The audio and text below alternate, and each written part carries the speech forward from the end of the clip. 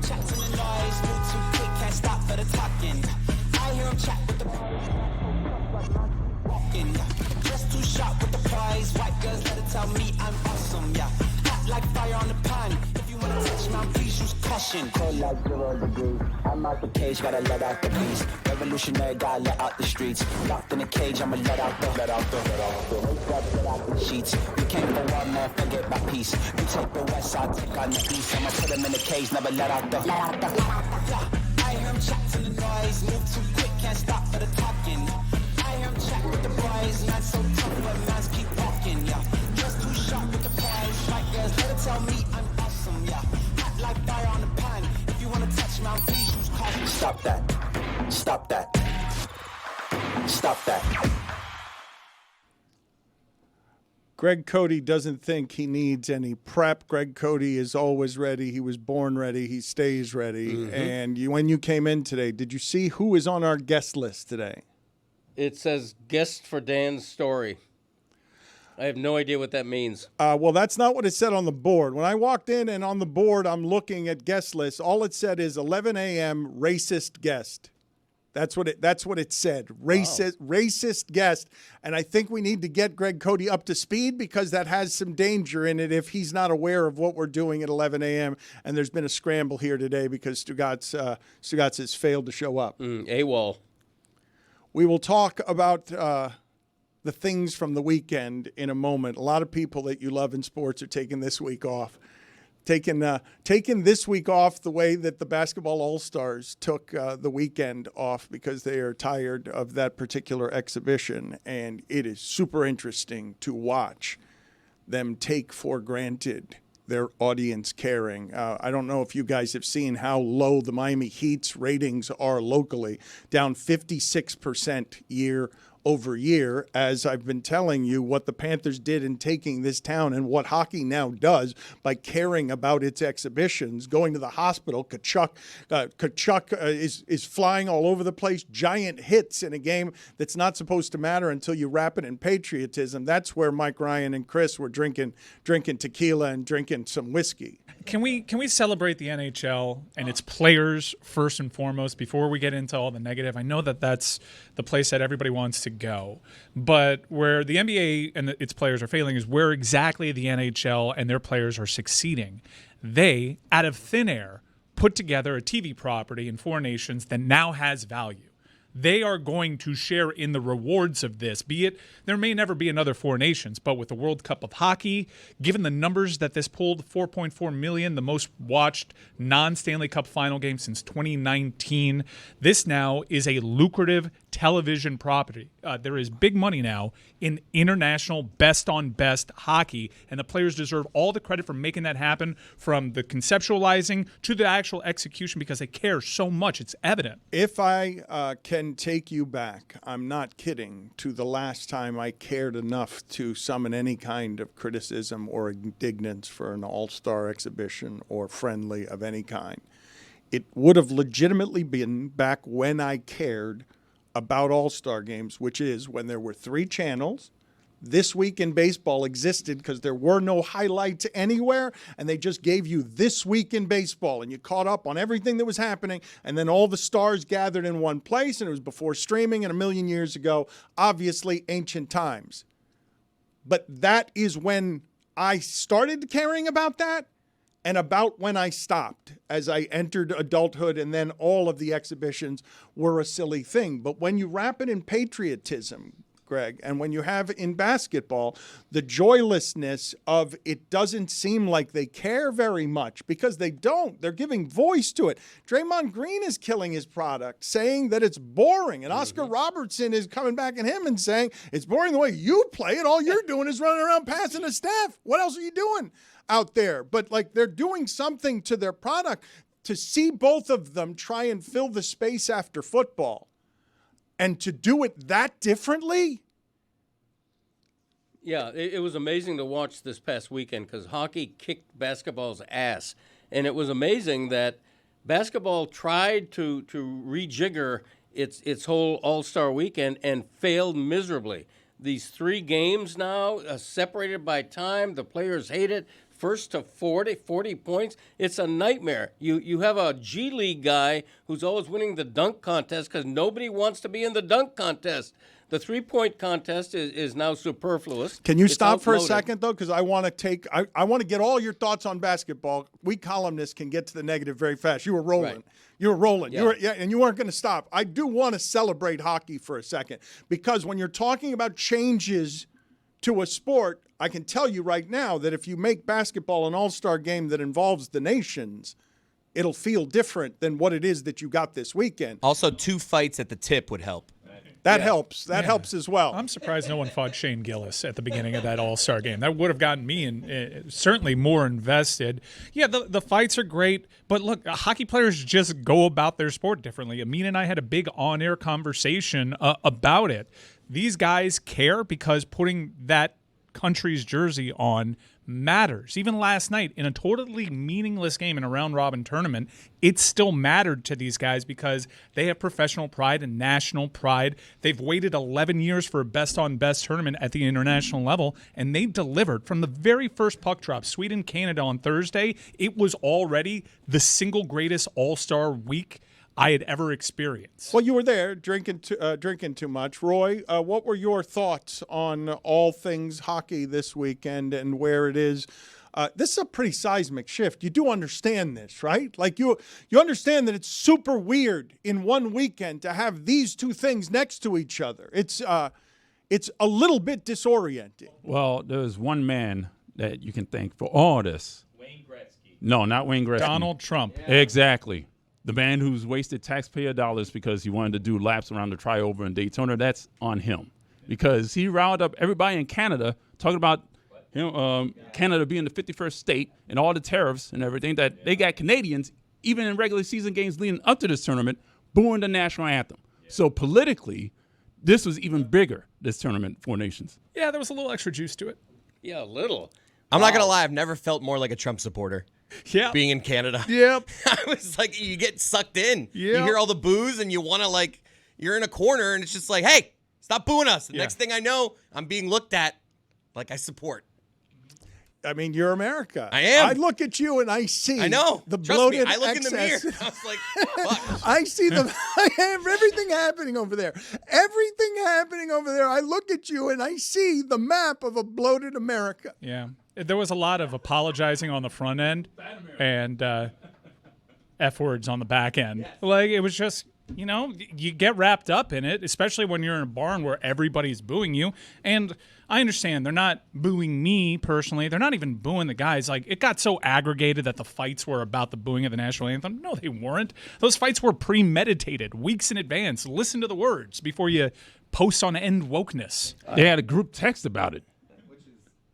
Such a millennial way for doesn't that take away a little bit from it? It's like, oh, this was all predetermined. I thought it was just A fight? If heat I of the moment. predetermined an NBA fight for you, you wouldn't eat that up if at the start of the All-Star game. What do you care whether it's predetermined? And also, I don't think you should be telling people out loud you're premeditating crimes. Well, it's not a crime if it's on the ice. Right. But unlike, Jimmy Butler and the Denver Nuggets and, the Jokic brothers and all that nonsense, this actually came to fruition.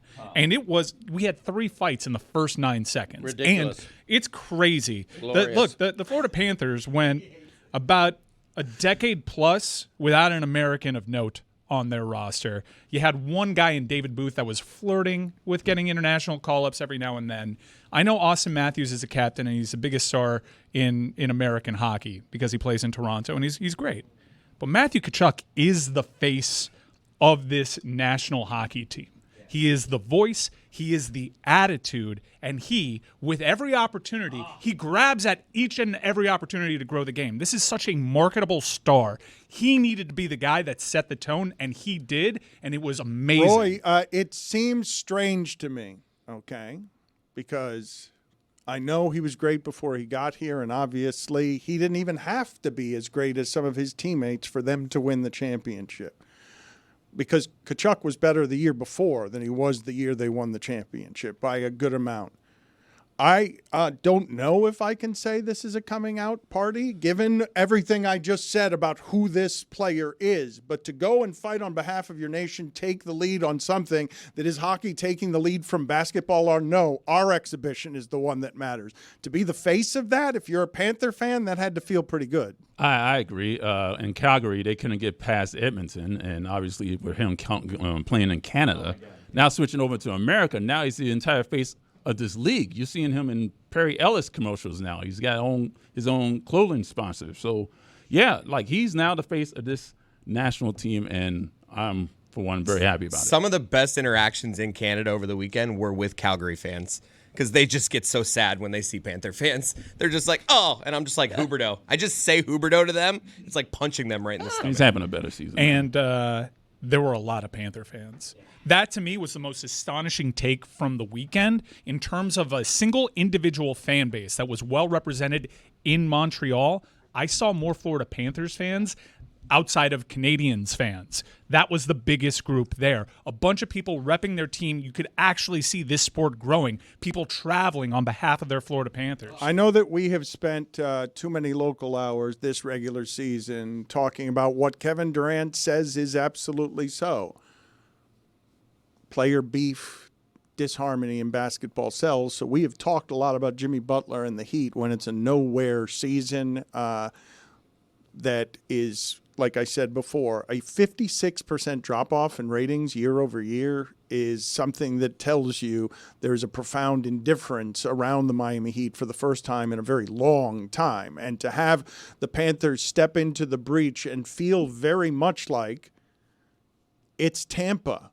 It's what grew at the beginning in Tampa in Florida, where you get such strong allegiances because these are the moments that you remember for a lifetime, the snapshots. When I talk to you in general, for all the howling you hear about the All-Star games, go ahead and mention all the moments you remember all time from all of the All-Star games. Like your entire data bank of memory of amazing All-Star moments. Mine are all in baseball. They're not, I've got a couple in basketball. Sean Taylor killing Brian Moorman. Yes. Sean Taylor, a hit on a punter in a Pro Bowl game. But like the moments are the things that make for the stickiness that as a lifelong allegiance of I saw this with my mom, I saw this with my dad, I remember what the place smelled like. I remember how good that felt to be a part of that, to be a Panther fan in Canada in the middle of that, and to watch your guy, not the best guy on your team, but kind of the most important one, kind of the star, not necessarily the best guy. Like I could have said it 2 years ago. The attitude, the culture changer is Matthew Tkachuk. The best player, two ways, Alexander Barkov. And it was great to see a bunch of Panther fans out there cheering for him. But the guy that is the face and attitude of this team and now nation when it comes to hockey is Matthew Tkachuk. But we have aired, and this is our fault. It's our fault as a show, and it exposes a casual interest that Stugotz and I have in the Panthers. We have three Panthers fans, like diehard three Panther fans in the room, and they're still at the top of the conference. And I guess Roy likes it too. Yeah. They're still I cover the team. They're still unbiased. Exceptional. Okay. All right. Okay. Roy, you have been compromised. You are the most biased of all of the Panther people that we have around here. Impartial reporter. Unprofessional. You have a press credential, but you guys have to feel like you're at the beginning of what was happening in Tampa. Do you not? You slay Tampa. You win the championship. You take out McDavid. McDavid's not as good this year as your team is, when I thought McDavid and they would have, that vengeance jump that the Spurs grow into when they beat the Miami Heat after losing to the Miami Heat. But your team is still better, and some would argue, more expert than I, that your team is tougher. Yeah, Connor is still overrated, by the way. Oh. It's a fine. A great man once said that. I can't remember who. The great thing about the Panthers is that you can remember who. This is sustainable. They've been really, really good for 3 years now. Tkachuk, one of the great trades in South Florida sports history. Tkachuk just turned 27. He's absolutely in his prime. Well, hold on a second. It's not only one of the great trades in South Florida sports history. That's one of the greatest trades ever made, to lock up that guy for 8 years, win a championship immediately. Yep. Like, that's all of sports. That's both countries. That's not That's not just South Florida. Right. That trade changed the Panthers from being a team that never won in the playoffs to this conversation we're having right now. That's nuts. Can I bring it back to Saturday night? The most united I felt with Canada all weekend was walking away from my seat into the concourse after that first period, because it really was one of those holy shit, what did we just watch moments. You're literally high-fiving Canada fans of just, no, I'm telling you. It was a just mutual, okay, we're at war right now, but holy shit, period was one of the coolest sporting events I've ever seen. I know I'm being hyperbolic. Top 10 easy. I'm not going to go top 5 because everyone's going to get mad at me.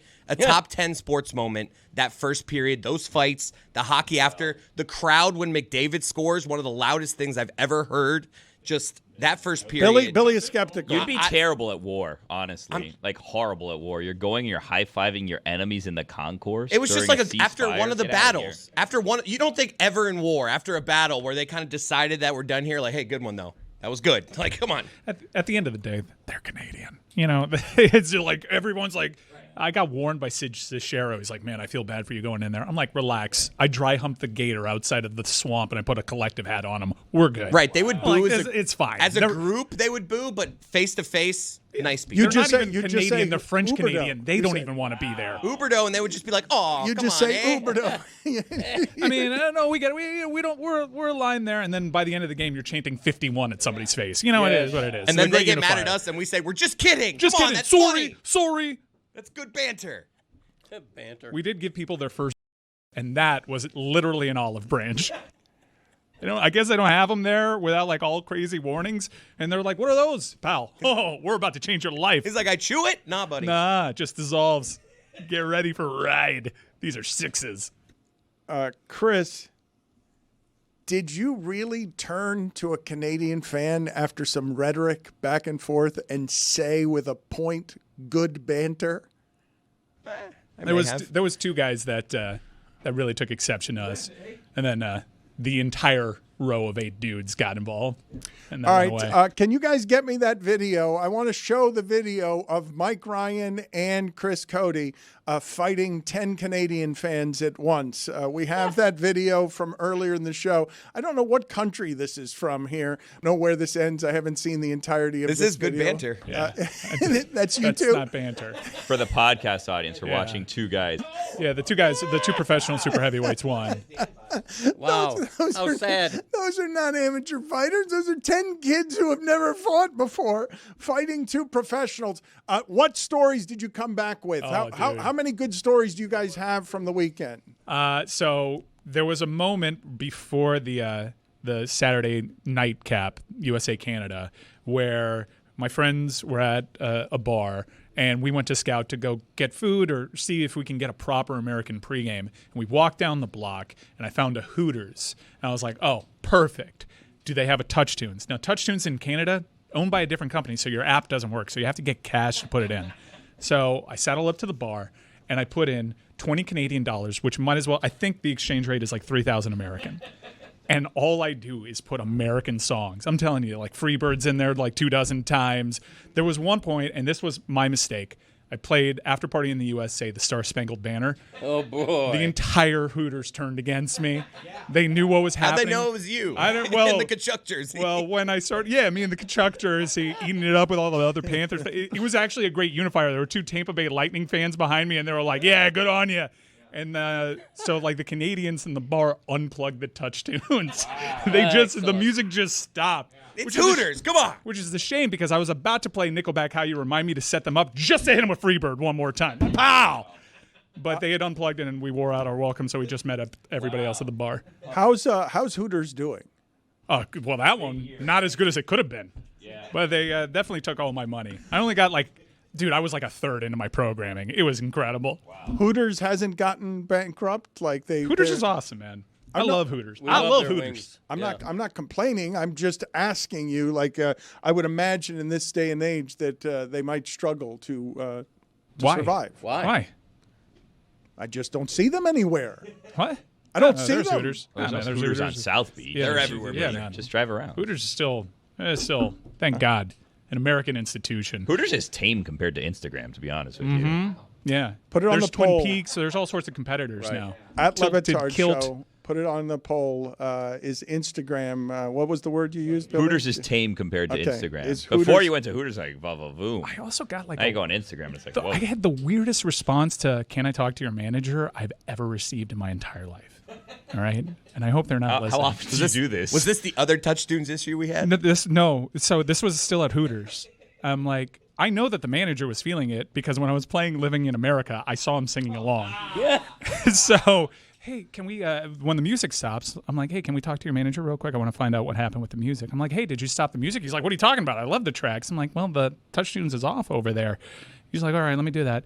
And I thank the waitress for putting us in contact. I'm like, hey, thank you so much. I'm going to tell him how great you are. She's like, don't do that. I'm suing him. What? Canada's different. Hooters. Chris, since we're talking about music, I really didn't think I was going to get many more opportunities ever in my career to play the song that we're about to play. But over the weekend, there was a very long story that opened the door to us to play one of the best and happiest and peppiest songs ever made around here.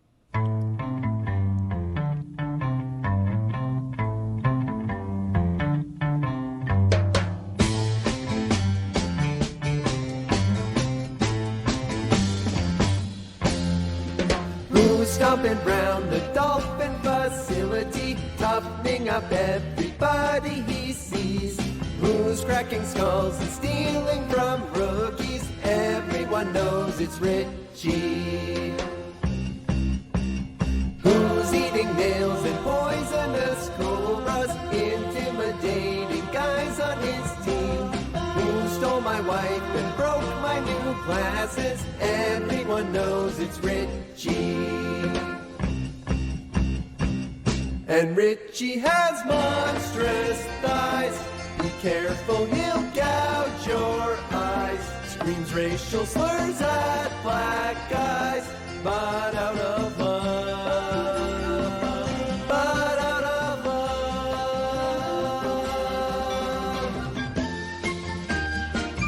Did any of you have time to read this story, a deep, deep dive, where Jonathan Martin spends a year with the writer, and the only thing that comes from it is the aggregation of he lied about being bullied during Bullygate, and now a lot of people are trying to support Richie Incognito in retrospect. Richie Incognito was one of the worst people in the history of the NFL, but he's taking a victory lap today because what's getting aggregated is what he feels like is exoneration. Did you guys read this story? Mm-hmm. The writer spent a year with Jonathan Martin. I did not read the story. Billy said under his breath, what a waste of a year. I was kind of done with this story in 2018 when Jonathan Martin made criminal threats on social media, no laughing matter, posting guns, and it was bad. I believed he got charged for it. It was a bad situation. I don't think there are any heroes here. I think to circle back and claim victory over one thing, I also don't necessarily think – I think maybe embellishments, but look, there's a lot of rotten behavior that we learned about that wasn't just around Jonathan Martin and Richie Incognito. When you think about the Asian victim that was giving interviews at the time down through what happened several years later, it's just a story.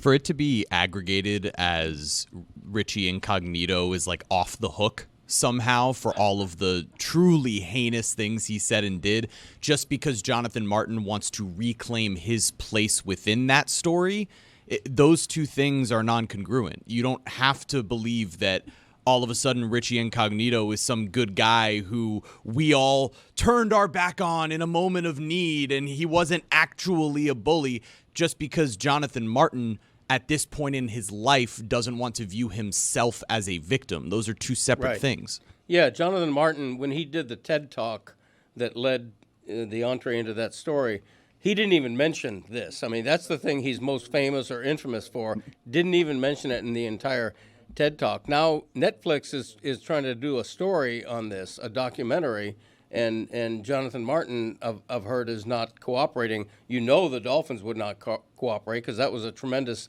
national black eye for them. back when it happened. So yeah, I agree with Mike. There's no winners here.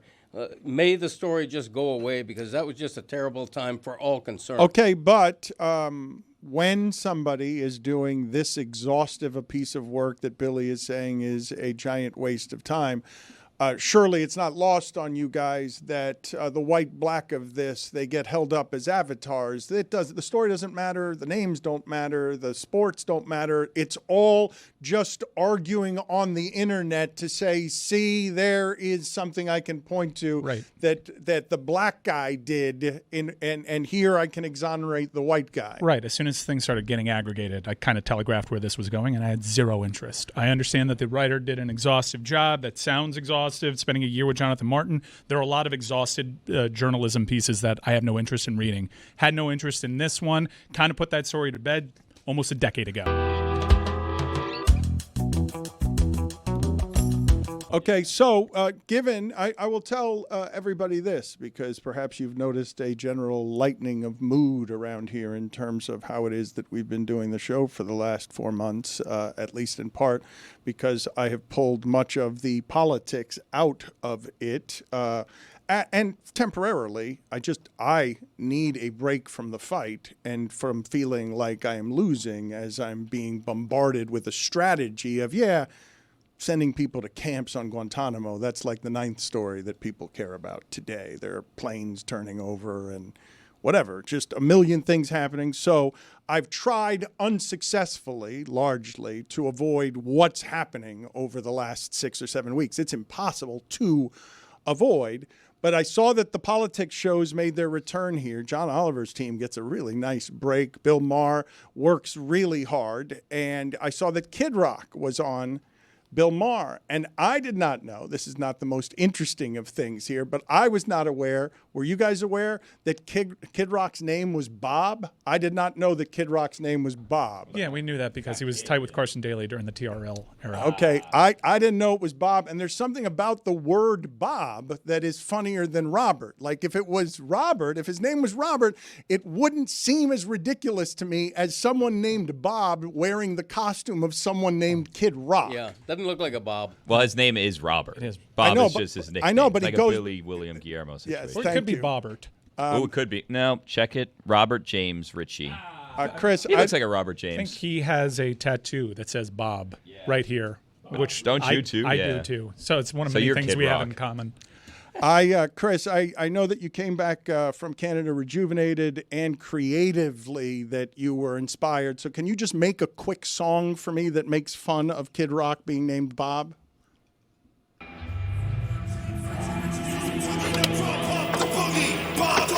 My name's Robert James Richie says I'm chuggy no crump. My name is Kid.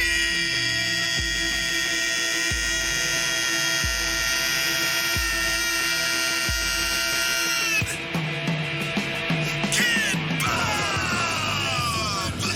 Richie says I'm chuggy no crump. Pump the boogie. Bob, call me Bob. My name's Robert James Richie says I'm chuggy no crump. Pump the boogie. And this is for the trust fund boys with the answers. The Orange Man and the alleged couch romancer. The Wall Street geeks, daddy new car dealers. My 5-acre farm, redneck culture stealers. I'm Robert Rock, but you can call me Bob. The kid who appropriated trailer slobs. The MAGA crackheads, the critics, the cynics are buying into my political gimmick. For the flag as a puncher with the Super Bowl. And my cyber truck is straight fueled with skull. My beer attack as my hate projects. Fill my bank account and let me cash some checks. And my focus group sent to hate Hollywood. I resemble Dr. Phil with a wig and a hood. Remember when I had the fake Senate run? I just want Donald Trump to call me son. Bob, call me Bob. My name's Robert James Richie says I'm chugging up from home the boogie. Bob, call me Bob. My name's Robert James Richie says I'm chugging up from home the boogie.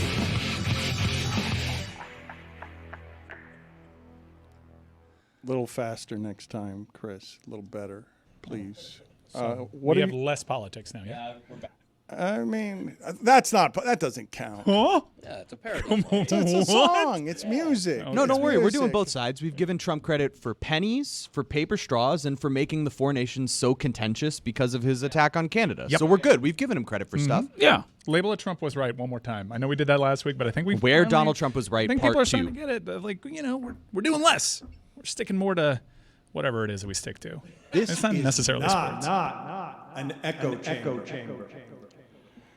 Did you guys think, because this was funny to see happen over the weekend as we're complaining about the basketball All-Star game, it is something between a statement and a flex for LeBron not to even put on the uniform for the team photo, right? I'll get in a second to LeBron talking about why it is that he wasn't playing in the game and sounding like he's fumbling around searching for the excuse. But there aren't a lot of ways to defend that LeBron couldn't put on the uniform for a photo shoot. Are there? Are there people defending this that you can't?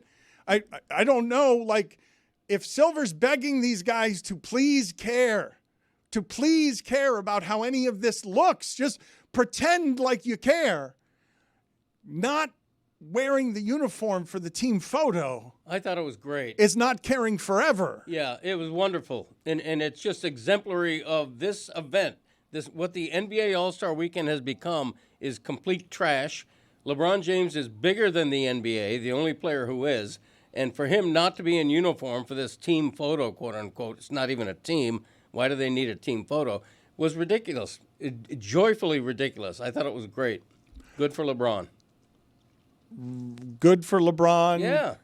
Because it's a middle finger to a ridiculous weekend of non-events. They need to just explode. Take a lesson from the NHL if you need to. They need to just explode their whole All-Star weekend. So this is the first time I've heard this take being given by anybody, where not only does he think it's great, he thinks it's great as a statement to just blow up the entire game. Are you guys hearing that anywhere? Well, blow up All-Star Weekend, okay, and do something like the NHL is doing to make All-Star Weekend something that players look forward to, something that fans look forward to. Right now, I can't talk ill enough about what the NBA All-Star Weekend has become and what they've done with these 3 games now, the space in between the games, playing to 40 points. It's a nightmare. It's a disaster. The NBA deserves every This ounce is of twice criticism. you've called it a nightmare. Lashing out at LeBron seems odd here. Like, we have a weird relationship right now with the NBA, and we're just mad at the NBA right now, so we're lashing out at LeBron, who's done more for the NBA than anybody. Like, be mad at Adam Silver, be mad at whoever. Like, it's just going after LeBron right here seems odd. If I may, he's perpetuating one of the problems. The guy literally bailed like minutes before the game. He could have had plenty of advance warning. Someone else could have been on that roster. To me, it felt like a response to Adam Silver saying, "Hey guys, all right, look what happened last night. Let's there's a property that has value. Let's try to care a little bit more." And then LeBron has the most obvious lie. You can tell by his tells here with the shoulder shrug and the Listen to LeBron James as he tries to come up with an excuse on the fly as to why he's not playing in the All-Star game. You won't see anything from me tonight. Unfortunately, I will not be in uniform tonight. Still dealing with ankle and foot discomfort, so I will not be playing tonight, unfortunately. The bobblehead tell from LeBron gets me every single time. You want to give him credit for nuking this? I look at him, I'm like, you're part of the problem, pal. But Jeremy has another theory here that I think might actually change my tune. I've never been more sure that LeBron is retiring after next season. That this was his moment to nuke what this All-Star weekend was, to not give them the opportunity for the photo ops where you see his placement within that photo. People would have been cropping in on him, Steph, and KD as their all-star moment together. He didn't want to give anyone the photo shoot. He didn't want to give anyone the optics. He didn't want to give the All-Star weekend any narratives that people could glom onto. Oh, the Olympic guys are back together. This was his moment to tank this one so that next year, as he goes on a retirement tour, and you see guys like Giannis on Twitter sort of floating the idea of, ooh, maybe I'll do the dunk contest. Ja Morant saying the same thing.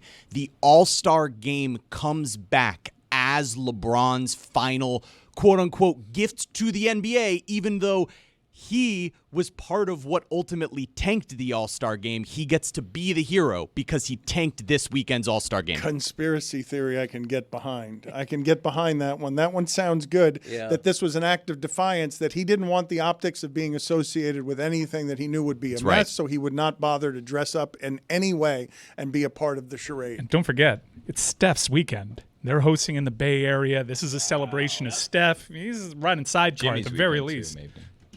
He's going to the party politely. He's showing up because he must. It's part of his employment contract. But he separated himself. That this was a victory for LeBron. Not being associated with this was a victory. Correct. I mean, can we not excuse the behavior? But yeah, he's though? part of the Why? problem. Because Like, he's part of why it's become what it is. Well, Exactly. The single biggest problem is the Stars not playing, and you're literally in an all-star game. They're asking for you to pay for tickets to see all the Stars, and minutes before, LeBron's got a foot, ankle, I guess soreness. Like if you this don't is the wanna- issue. He could have actually had someone who wanted to be there. Yeah.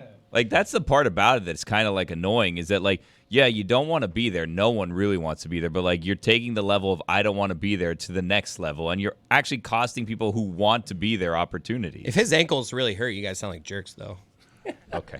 Yeah, why would the oldest player in the league, why would he have any body ailments with more mileage? Oh, on his body? because his body's aging like the rest of everyone else's bodies. Disrespectful what we're doing to Charlie LeBron McAvoy right is in the hospital. Okay, so I just want what I want, and Billy's been beaten down by the Stugotz experience here over the last couple of weeks. But I would say that, Billy, if you say after Mike that LeBron is part of the problem, you have to remember and have echoing in your ears that Mike Ryan came in strong after a fiery weekend of drinking the real stuff, hockey, and he said, "You're part of the problem, pal." He put an extra pal on the end of that, and you need to get better at your pal. This episode of the Dan Le Batard Show with Stugotz is presented by DraftKings. DraftKings, the crown is yours. My Did I screw up name, there? my name didn't sound like you said it exactly right. This episode of the Dan Le Batard Show. Let him slide. Montreal's gonna poke out every now and then on this show. All right, everybody, just In 3 days, hang on. he picked up the accent? No, this ain't the accent. That's what I was doing there for sure. Yeah. I slept for 14 hours yesterday, too. LeBron did take out Doug Gottlieb over the weekend. He informed me, I did not know this, that Doug Gottlieb hadn't won a game in 3 months and is 2-24 at Green Bay. You want to know something crazy about Doug Gottlieb, just in general? So, like, he's the head coach of a college basketball team, right? And we're in the middle of college basketball season. He was at Radio Row in the middle of his college basketball season. He does a daily show. I know, but he should be coaching his team. You can do that remotely. Like, we were walking around Radio Row, and we saw that the set was all set up for the Doug Gottlieb show, and it's kind of like, you should probably be with your team right now, I would think, in the middle of the season. Like, I know that this is, like, the biggest place, but, like, you have this other commitment. Like, maybe do the show from a studio at least in the same town, or, like, have someone there and do it remotely. Like, the setup for, like, the Doug Gottlieb show, and I in fairness, I didn't actually see him there. I just saw the set was all set up for his show, and I was kind of like, can he just be off for a week from coaching his team in the middle of the season? Is it possible that it was just his people there and not him? It's very possible. I'm going to look into this. Unprofessional. Okay. Unprofessional. Yeah. So and the most professional. Very professional for one job, unprofessional for the other. Either way. The rare. Quite the bind to put balances himself out, in. no? The rare, adequately professional by being unprofessional in one venue, but maximum professional in the other venue. 2-24, his Green Bay basketball team, again, has not won a game in 3 months. Doesn't matter much, it would appear, whether he shows up or not. They won on Sunday.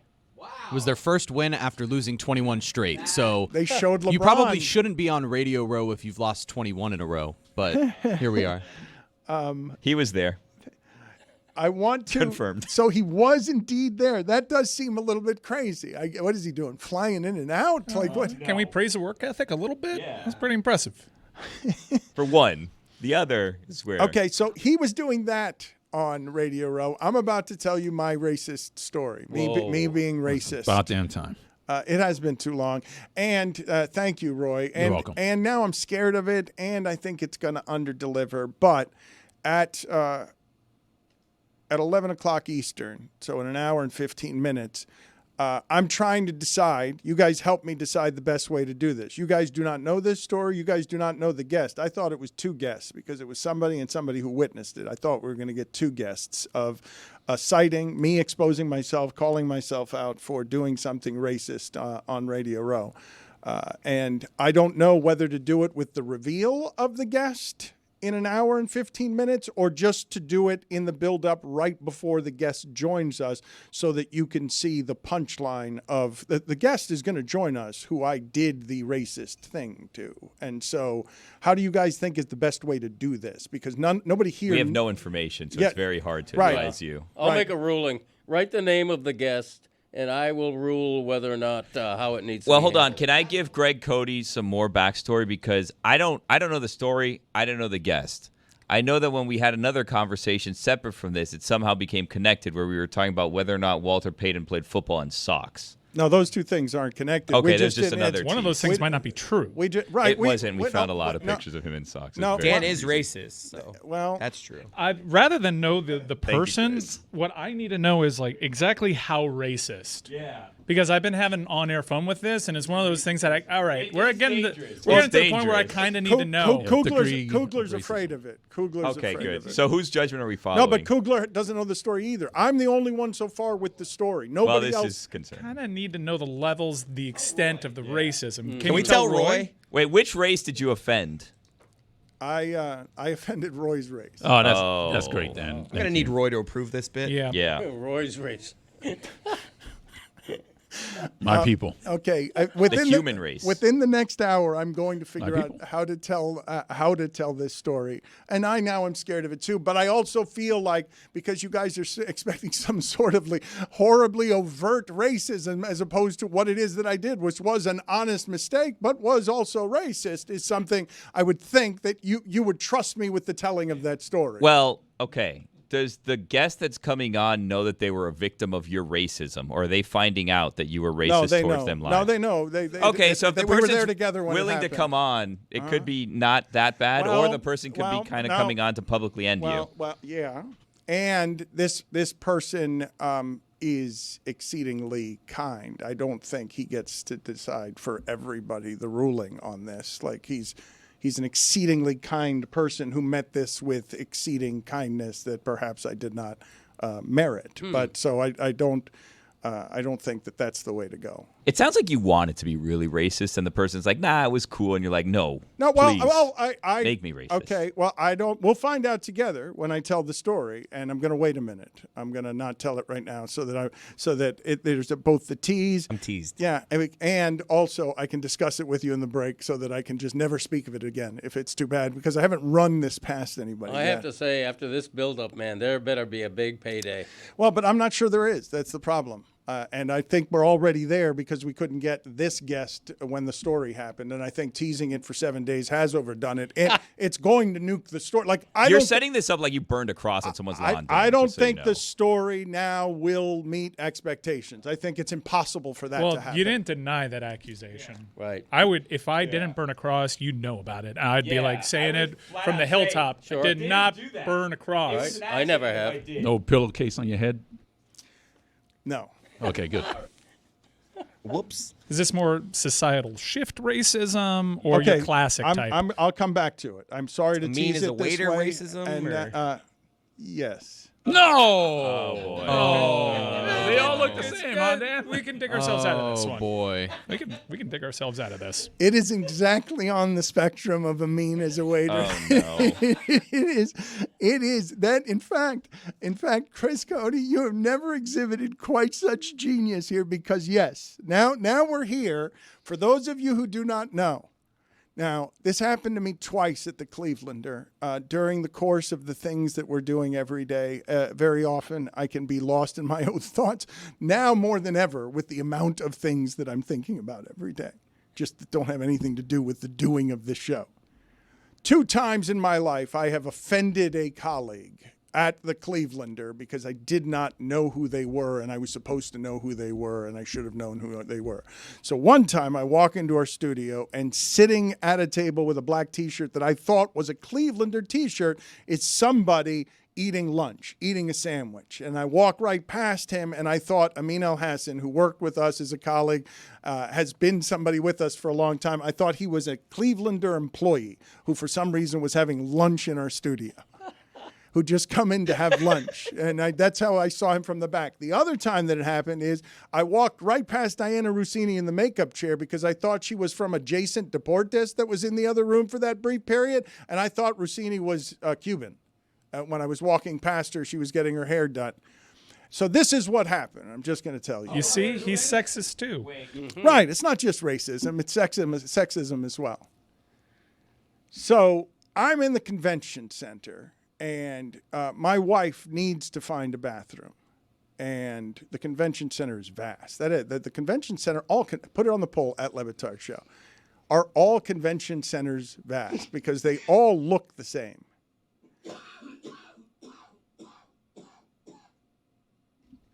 No fine, cough button. Mm-hmm. Good job. Thank you. Continue with your story. I downloaded Venmo, by the way. I'm all hooked up. So easy, right? Damn right. Hell yeah. It empowers me. When I see that You app, just want to start sending people money. When I see that app in my phone, it delights me. It's a beautiful logo. Yeah. Great V, blue background. Can I pay? I'd like to pay. You're not fined for those $5, but you do own. Did you change your code since I hacked it last week in an amazing?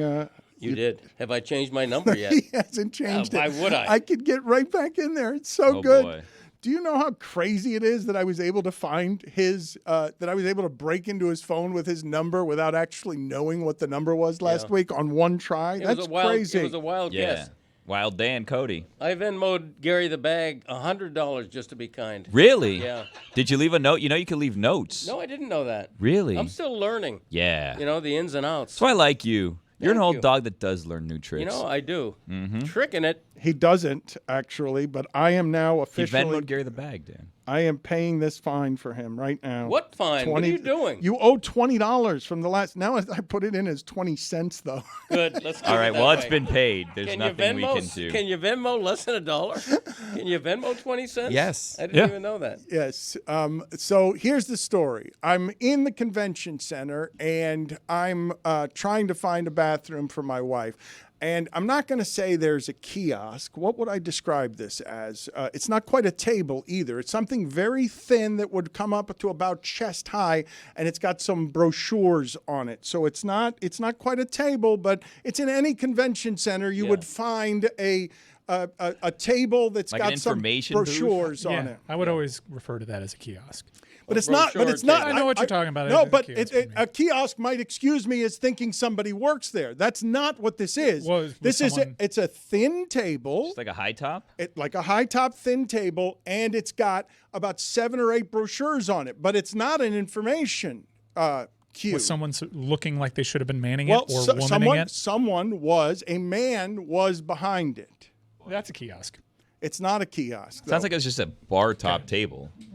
Okay, the distinction between a bar top table and a kiosk is an important one because when I stepped back from my racism, I realized that this would not be a kiosk. When I stepped back from assuming that that person worked there because they were standing behind brochures that were just brochures that you'd grab at any convention center that wouldn't be manned by anybody because there are 50 of them, the length of the convention center, on where it is you can go on an alligator boat tour. But it's not an information desk. And it's someone who's on the phone with a Bluetooth, and I don't see that they've got an earbud in, and so I just see someone standing there in a collared shirt. And so I come to that person. And Billy, I lied to you earlier because I didn't want to put both of the stories together and then reveal who it was, which was former NFL running back and University of Miami running back Jared Payton, who I've covered, who I know, who had to pull the phone out of his ear, had to pull the earbud out of his ear to receive and accept my racism, and then told me his father played without socks. Wow. I'm still very confused. Which part are you confused What did you by? ask him? Where's there a bathroom? Yes. thinking that he worked there, interrupting his phone call. He's on a business call. He's a businessman. Was he Did you booking approach- tours? Did you approach him from the back? No, from the front. Did you play the game of? Oh, I knew who you were. That's why I was asking you. Scott, I know you. I only quite ask people I know. recognizable. Like he's been around. Like every Walter Payton Man of the Year, we see Jared Payton, former Orange Bowl MVP. I believe. Well, I will say that my wife's need for a bathroom overtook all ability to recognize people. I had to find her. That's not a thing. Throw her under the bus. It's Valerie's fault that you might be racist. You're doubling down on the sexism. Too much You're information. blaming her? Did you do like a fake like For your punch in facial the blindness? ribs? Like, I'm just getting Jerry. What? Wait, Ah, hold on. JP, Did you my guy. Did you think that excuse through? You've had several days. visual- Your wife's need to go to the bathroom made you not recognize a black person? The visual of Dan Well, he was in wearing like a collared shirt. Dan in like superhero mode. Like, I am getting my wife to the bathroom. Out of the Sir. way, everyone. I'm bathroom man, sir. So, Jared Payton's coming on to do what exactly? I don't know. I was just going to talk to him about whether his dad wore socks or not, and you call him a liar. Oh, now I'm against You it. you called him a liar. You said you found several photos on the internet of him wearing socks, so we'll just talk to Jared Payton. I don't know. We'll talk to him about Maybe he meant he didn't wear socks around the house. Let's build out this bathroom man superhero character where he just Out of the way, peasants. My wife needs to urinate. Deflection. Even though my wife is a woman, so she doesn't use the bathroom. Cam Ward has threatened the league that if they don't pick him, he's going to remember. Good news is he's going to get picked. But if he's not I feel picked good about first, that. if he's not picked first, Oh, then that's interesting. A little bit. Do you think he gets picked second?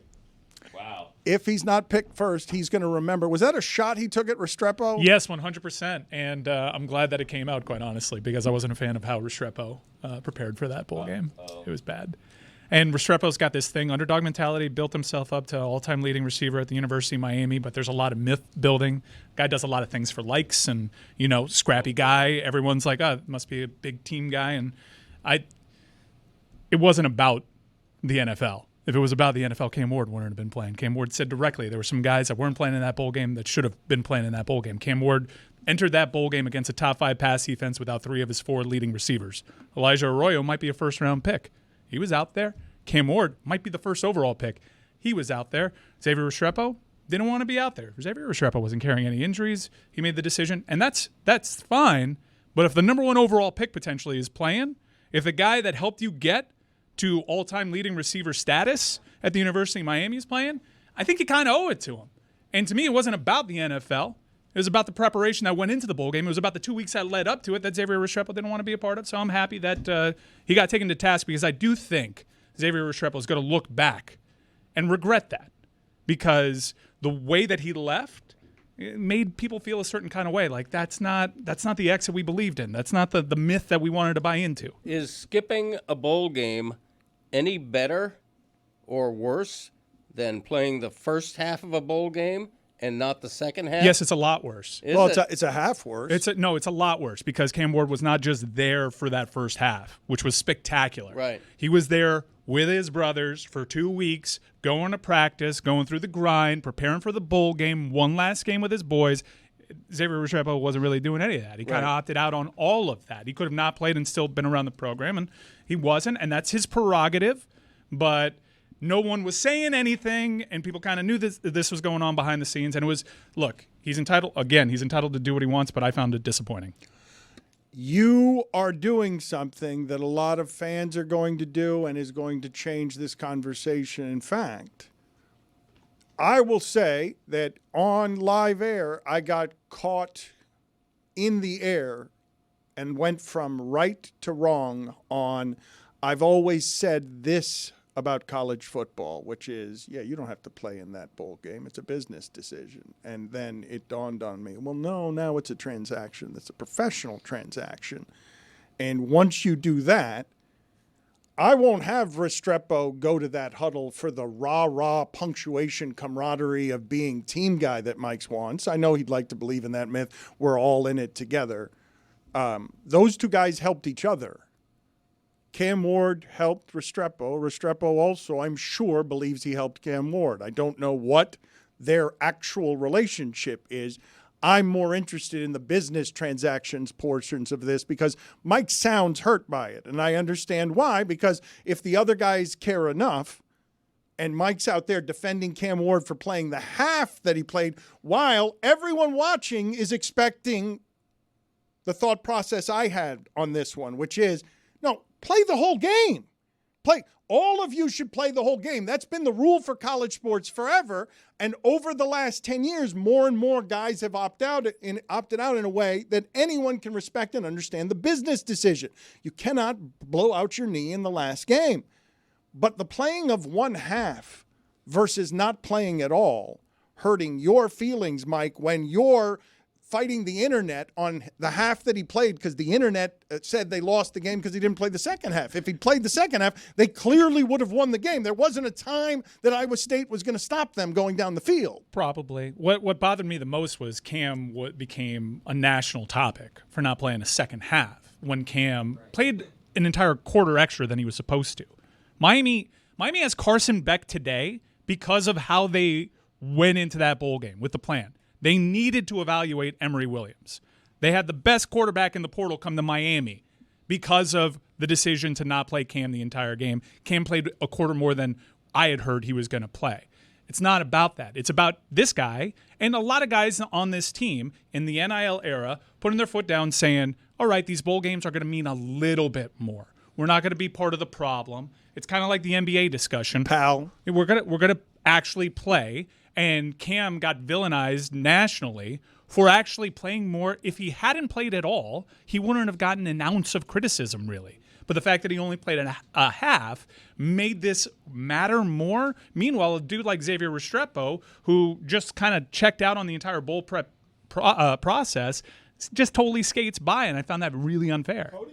Cody says there's no difference between what Restrepo did and what Cam Ward did. There's a huge difference between the value of a quarterback and the value of a wide receiver, almost no matter who it is. Certainly Restrepo had a great college career. I don't think he's, somebody who's going to be a huge star in the NFL. Leading receiver, look, okay, we can minimize and dilute Restrepo however it is that you wish to. Leading receiver in the history of the program that has produced plenty of good receivers. Right. Took him a little more time, but not that much more time. Like was a prolific receiver, and I understand why he may think he's a first-round pick, even if you don't think he's a first-round pick. Okay, they win that game without Restrepo. They also win that game if Cam Ward plays the second half. I'm just saying. And they'd be stuck with Emory Williams if Cam Ward does play that second half. Nobody believes that. Nobody believes that? He just told you that, though. I'm telling you that.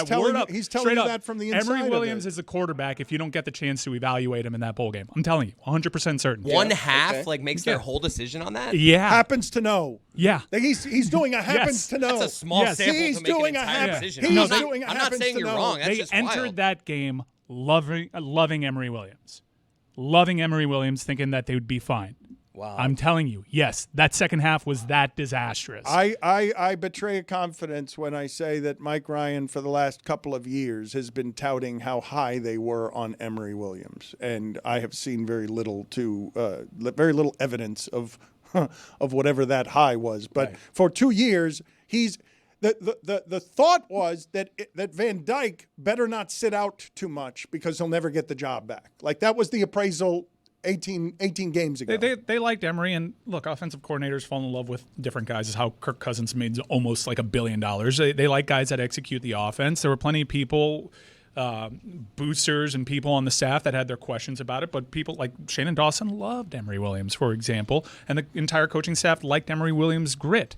Me, as someone that was just at practice and watching the games, I didn't really see any kind of special talent. Always wanted to upgrade the position, but I'm telling you, that second half was massive for where Miami finds himself now with Carson Beck. I will tell you also with certainty that the way that Xavier Restrepo checked out on that game was not well received. It felt bad to his teammates. There were a lot of teammates. It felt more like Sam Brown, who also kind of deuced on the team. But he's Sam Brown. There were a bunch of guys that knew what they were risking. Guys with legitimate NFL prospects that knew what they were risking by even putting the shoulder pads on. Cam Ward would have liked to have taken 2 weeks off and prepared for the NFL draft and not have to worry and watch film, but he didn't do that. For his teammates, he went out there. And then he got vilified by the national media for doing just that, where he could have just been playing golf like some of his other teammates.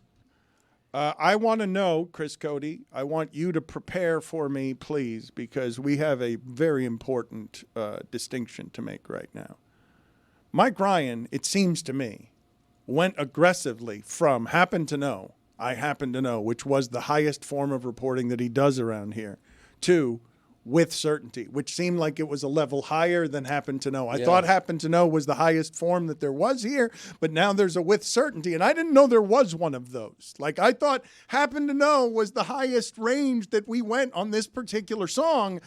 But Chris, did Roy dropped, I think, 2 with certainties. I also happen to respect the chain of command because I wasn't going to talk about this until Cam Ward gave me license to. You were going to talk Pop Tarts Bowl and was not going to be talking about Xavier Restrepo opting out of a bowl game. He wasn't going to give us five straight minutes of Emory Williams. So what license to? What did you think he did at the convention center? That is what swept through my face and head as soon as he took out the earpiece. As soon as he took it out, I'm like, what was I thinking here? You're in charge of the brochures? That Jared Payton is he's going to Normally the brochures are just like in a little compartment like on a wall, and you just take out the ones you want to go to see. I thought Jared Payton was there to offer me an airboat ride. Okay. I don't know. Did you ask him how much it would be, or he didn't look like an airboat captain you'd want to go on a boat with? He actually just said, "Dan, you know me." Oh boy! And then what went through your head? Because you said, "How do I know an airboat captain?" Never been in these parts. It's got a very recognizable face. If you covered him for years at the University of Miami, you would remember this guy. He's lovely, too. He's a super nice guy. Well, my wife, after returning from the bathrooms procured for her by Bathroom Man, my wife said, wow, he's sweet. And I'm like, yes, his father was sweetness. His father. Apple doesn't fall far. Yeah, no, and his father played without socks. And Billy called him a liar. He did not play without socks. Like, there's clear unless for some reason Walter Payton cut off the actual foot part of his sock, he did not play without socks. He was not playing with leggings on that were painted like socks. Okay. I also, forgive me, I'm close to 40 years old. I feel like I would have heard about this. I feel like I would have heard about one of the greatest running backs of all time not playing with socks. Okay. Look, just do a Google image search for Walter Payton and see if you can find any photos of him running around without socks. They don't exist. Okay, so we will find out together. No, we have the answer. I know. Jared Payton's a liar. Okay, we will question Maybe it him. wasn't Jared Payton. Maybe it was a boat captain. Are you serious that Jared Payton told you this? Yes. Huh. Could be a Jared Payton impersonator. Are you? Yeah. Are you? Hold up. Now, a doppelganger. Did you even talk to Jared Payton? And airboat captain? Right. Like that's just who looks remarkably like Jared Payton. Greg just opened the door to a whole possibility. Yeah. I hope to God this is actually Jared Payton. Because, oh my God, you didn't recognize him. Well, there is like a 40% chance that this is not Jared Payton. Well, no, Jared Payton presumably is actually coming on, because I doubt that you asked this person for their phone number. So Jared Payton's coming on. Does the person that's coming on know the story? I don't know. We're going to find out all of this together, and we're going to find out whether he's a liar, because he did mention to me this person, and he might be a Jared Payton impersonator who has a library of lies that he can tell to make you think that he's Jared Payton, son of Walter Payton, one of which is my father played without socks, which is crazy. Did he say my father's Walter Payton? Yes. Or did you just say my father played without socks? We need to quiz him. Mine plays without socks. Man, he had a big Orange Bowl against FSU. Yeah, I know. All right, we're going to against Florida State. All right. How many halves did he play? At the time. All right. He will be on. He will be on in an hour. Billy, I don't think you have over 20 years. I will say that one of the great visuals of my life, I will take it with me as a forever memory on this show.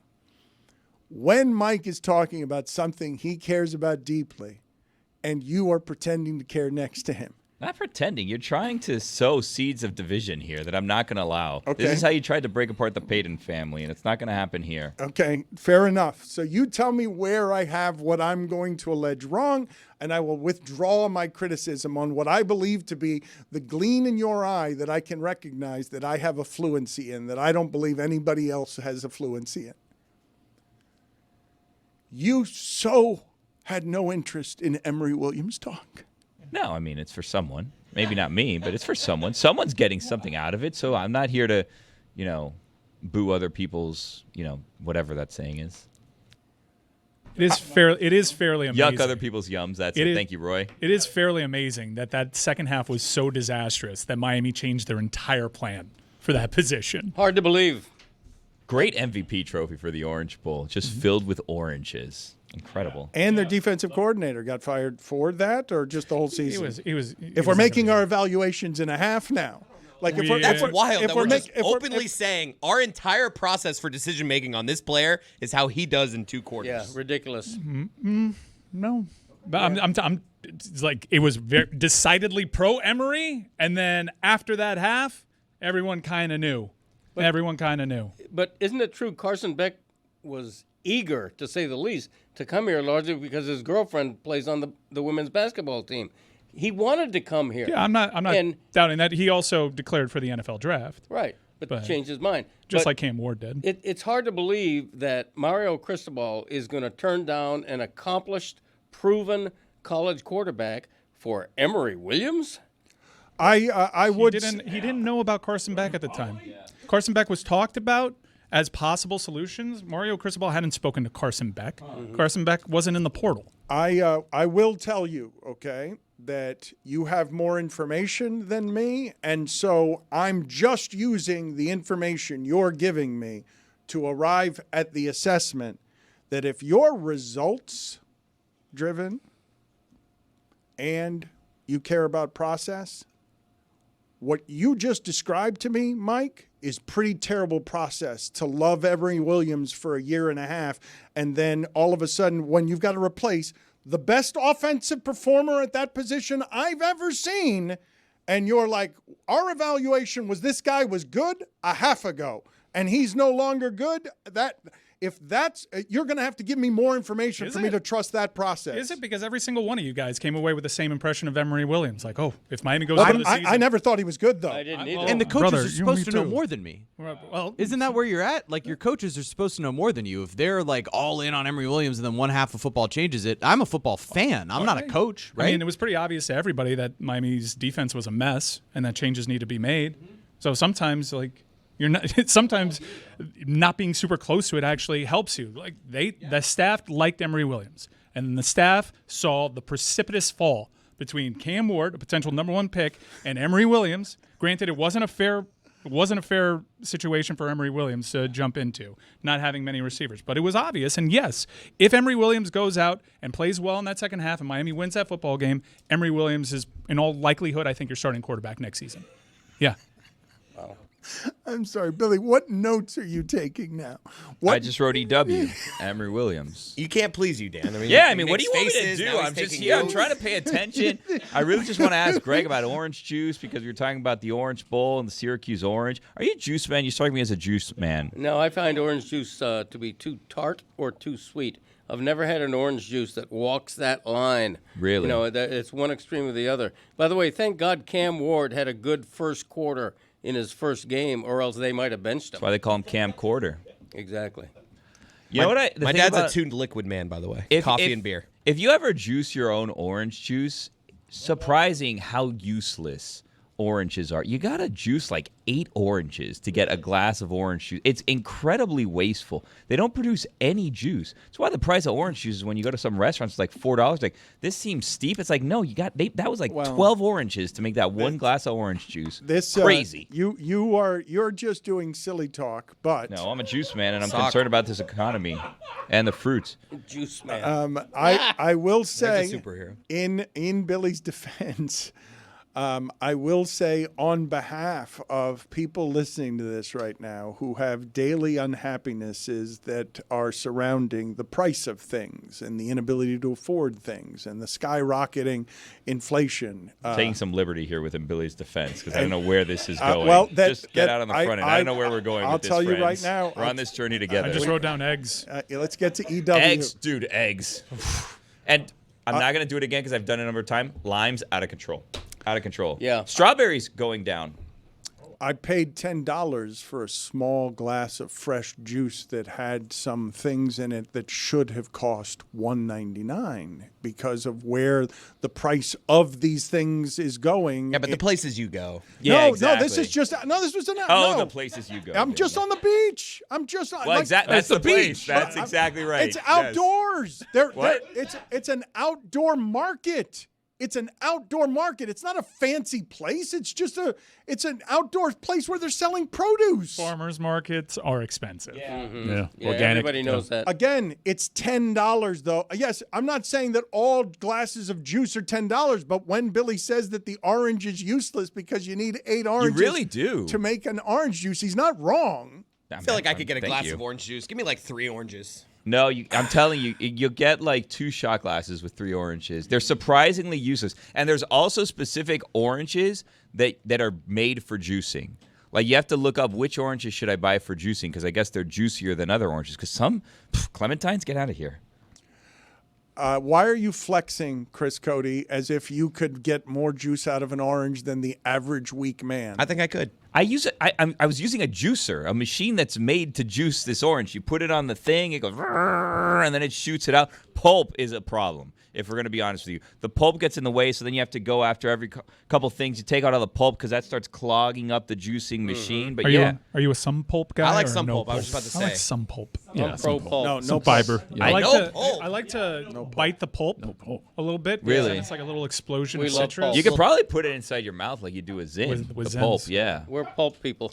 Put it on Really? the poll, please, at Le Batard Show. No pulp, little pulp, or max pulp in your orange juice. And can we get someone out there, please, to go run and get us 8 oranges to see how much juice Chris Cody can actually produce, squeezing them with his man boobs the way that he was when he was doing calisthenics. Also, do you think like because I actually don't take Zins. Wait, hold on a second. How are you planning on juicing this orange? With your bare Well, hands? That's what he's saying. Well, yes. the way I've seen it done is you have a contraption where you're squeezing Yes. it down You on need a something. juicer. If A we don't juicer. have that here, I can. There's hand juicers. He was doing I it wanna see you physically just by- kinda he do was it. Dan, doing I it- was I was stretching to do it. Nah, you're doing talking it. about ripping these apart and you cut it in half, and we're Yeah. squeezing with our hands the juice like 8 animals. of them. I'll give you 8 Oh, oranges. man, Eight with oranges. I'll feed us all orange juice with 8 oranges. No.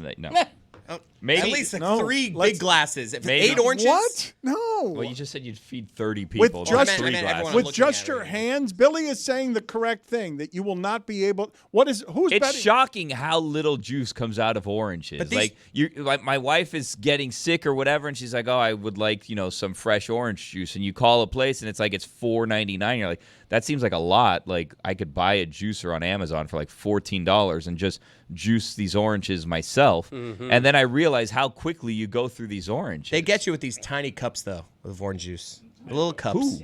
I like those. When you go to like little breakfast joints. Big orange do. juice. And if Big there's orange pulp juice. in there, it's really just kind of juice in the juice. You know what I mean? Like it's elevating how much juice. It's like ice. Pulp is ice for orange juice. Has essentially become what Google and Zoom is. If I hand you a nicotine pouch, even if it's not Like a Band-Aid. like I don't actually do Zins. I prefer others in the market. Really? But it's Enough of the juice. are you worried about microplastics? Man. Just anywhere or your Well, testes. after that study on the testicles came out, I was like, okay, let me do something about this. And then apple pectin is a part of my Wait, vitamin what did you regimen. do? What did you do Apple about it? pectin. Apple pectin. What is that? Apple pectin has shown an ability to gather all the foreign substances in your body and extract them. It's what they gave the kids in Chernobyl. Apple pectin, if you're worried about microplastics. I also don't use black plastic. That's not. Why'd you whoa that? I also don't use black. It's been a weird No, segment. What do you It's think been I'm a going to weird say? segment. What It do you started think out weird, I'm and now going it's to just say? giving people I'm also license not to say going to wild. use people. Like what? What? I'm just worried about the black Rubbermaid thing. I'm It's with like you, Roy. it's tough. The chopping boards, the plastic chopping boards, did away with that. It's all wood now. Wood kitchen utensils, wood cutting boards. I'm all in on that. I am a little worried about the no-stick frying pan because it's got a little. I read something. 2 million microplastics. But you still need a plastic straw. Yes, that I do. Oh, ridiculous. Go back to paper straws. I mean, plastic straws. You sound are like the us in worst. Canada. Well, you know what? That's don't get me started on that. By the way, put on the poll. There are no turtles in Montreal. Put on your poll. that a fact? Do you approve of the price hike of eggs? Because I defend the price hike of eggs. Okay, I'm in Publix the other day. I wander by the egg aisle. I see the eggs are I think $6.49 or $5.99 or something. Sizable hike, warranted. Okay, respect the chicken. They do a lot of work. You know, I mean, eggs are you can cook them 4 or 5 different ways. They're all great. Eggs have been underpriced for years. Let's quit complaining about the price of eggs. Well, I think the price is up because there's like a bird flu and they had to kill a bunch of the right. chickens, so there's less supply. Yeah, but that doesn't start with the chickens, right? Really? The bird flu emanates from non-chicken birds flying overhead, dropping all their stuff, and that infects the chickens. Chickens get a bad rap. People think bird flu started with chicken. What did it start with? It starts with McGill will back me up on this. Not today. It's not in today. Okay, you got a crow flying overhead. The crow has bird flu. He takes a dump. It hits a chicken, or the chicken pecks the dung on the ground after it heats up a little bit. Classic chicken or an egg situation, it sounds like. Right. Mike's chickens. This episode of the Dan Le Batard Show with Stugotz is presented by Smirnoff. We do game days. Please drink responsibly. The Smirnoff Company, New York, New York. Mike, Roy, we've been doing this show a long time with the Cody family, and I don't know if you guys have noticed all of the ways that Chris is becoming his father. There are many. I previously thought that Billy Gill was the champion dynasty for all times of being on our show and making the joke that the least number of people would get. Chris Cody lobbing to end the last segment to his father, the name of their brother's fantasy league team, Michael's Chickens. Him doing that and making his dad howl and no one else in the room except me understand, because I happen to know. But give me the names of all of the teams. Give me all of the names of all of the teams. You guys confounded with a joke just for each other everyone else who has known you for 20 years. I thought he would keep going with it. That was me, like, trying to keep the ship going there. Like, I'll just throw him something and he'll run with that. That is you not knowing your father's self-involvement very well. That is you not producing your narcissist father's show very well. Well, the segment ended with you saying Mike's chicken. Okay? No, it was you laughing at that. That's how it ended, with a joke. So we're ending a joke that is actively alienating everyone in our audience. That's the closing joke is just you and your son laughing about something, and I couldn't even stay in character because Billy would have appreciated it. Yeti got it too. People know about the PFPI teams. What are the names of Christie's the teams? Ferraris. Everybody knows. Name the teams. What are the teams? Okay, Dick's Rough Riders. The champs this year, right? Yes, Wow. thank you. Uncle Dick, huh? Mom's Maniacs. Christie's Ferraris. Are you looking at a list? Do you not know this off the top of your head? I'm thinking Christie's Ferraris, Mike's Chickens, Chris's Critters, Tati's Llamas, Grayson's Giraffes. She just likes llamas. Of course. Grayson's Most people go Giraffes, the same letter. and of course the legendary Greg's Lobos. Ow, Lobos. Thank you. We're just going to let Dick's Rough Riders go. I mean, What do you mean? What does that mean? What are you Okay, I getting guess at? we are. It's annoying how well he does every year. He just picks favorites. It's obnoxious. Well, then why didn't he win every year? I want to get to other things, but I also want to recreate, if you would, Greg. I've not told you I want to do this. Would you do me the favor? I don't know if I'm going to be able to execute this correctly, but would you please do me the favor of getting up, coming and sitting down in the chair, and as you sit down in the chair, do the same thing you just did privately that you said as you sat down with the sound that you sat down with. Can you do all of that again? Just sit down in the chair. Oh, boy. I know this is dangerous. What did I say? What you always say you make a sound, just like you go Brad when you burp. Yeah, it sounds like Brad, some say. I'm not actually saying Brad. No, but when you sit down, I'm not even gonna, if he doesn't know what it is, you say asswipe as a groaning sound as you sit down, and you don't even know that you do it. You don't even remember. Do for me what it is that you just did. It just showed me what sits in that seat next to me every day. It's got to be organic, I mean, I'm not really saying asswipe, although you are saying asswipe. Like you're clearly sitting down with an old man's groan that also is accompanied by the word asswipe. They call them flushable, not organic, by the way. Huh. Is this like a dog? Like a dog doesn't say bark, but it sounds like a bark. Or No, a dog he doesn't says say wolf, asswipe. it sounds like a wolf. Maybe he's just making a noise that sounds like exactly. Onomatopoeia? He's been doing it for years. No, he's saying asswipe. Are you sure? Yes, No. I'm Pretty He sure says it's an he's onomatopoeia. not. No, he is. I'm saying maybe it's bass wipe. Bass swipe. Yeah, would bass be swipe. closer to- I mean, there's no explaining it. I mean, it's just a peccadillo. Body's a weird thing. Yeah, it is. But Billy makes a great point. When a dog barks, it's not saying the word bark. It's not saying ruff like R-U-F-F. And if the dog's in Spain, it doesn't say ladra. Yes. Yeah. Well put. Dogs speak dog. Yeah. I speak me. That's all it is. and I'm sorry that I started there with any of it. I anything. apologize. And you know it. And you know it. I apologize to the audience that my co-host is running out of gas. Could be speaking up, dog. I want to play the game that ESPN has stolen from Billy. Damn, I almost had him.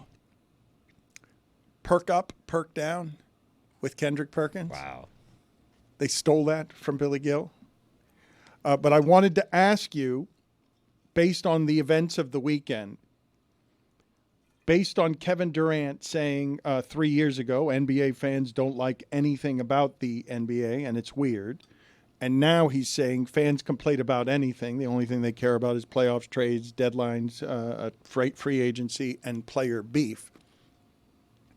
To me, it is very interesting to see what that league has now birthed at the end of the players getting some of this power out from under the discipline of overlord coach will tell you what to do, and you will play all the games, and you will do 8-hour practices, and you will be tougher, and you will just do as the coach says.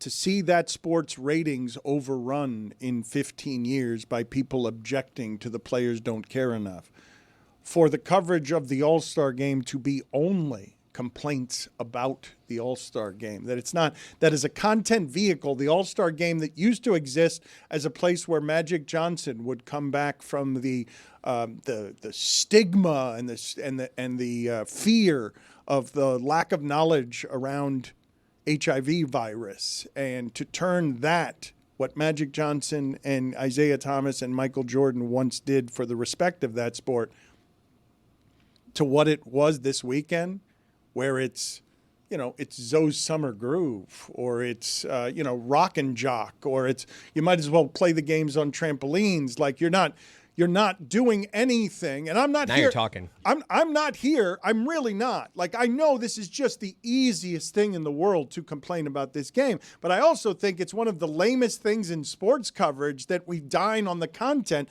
of complaining about an exhibition because there's nothing else to going on. And the sports machine's got to feed on something this week. Like, a bunch of people are taking vacations, but there are a bunch of 2-hour shows, in this case, 3.5 hours. You got to find the things to talk about. And it's a lot easier to complain about Kevin Durant than it is to talk about he scored 30,000 points the other day, and the numbers don't mean anything in that sport. And Kevin Durant is one of the great scorers of all time. And we're going to cover more what he says about this than we covered the 30,000 points because it's easier. I will say, look, Sports is plagued by an assortment of topics that it's easier to talk about. Sports content is. That's why we gravitate toward the blame and the criticism.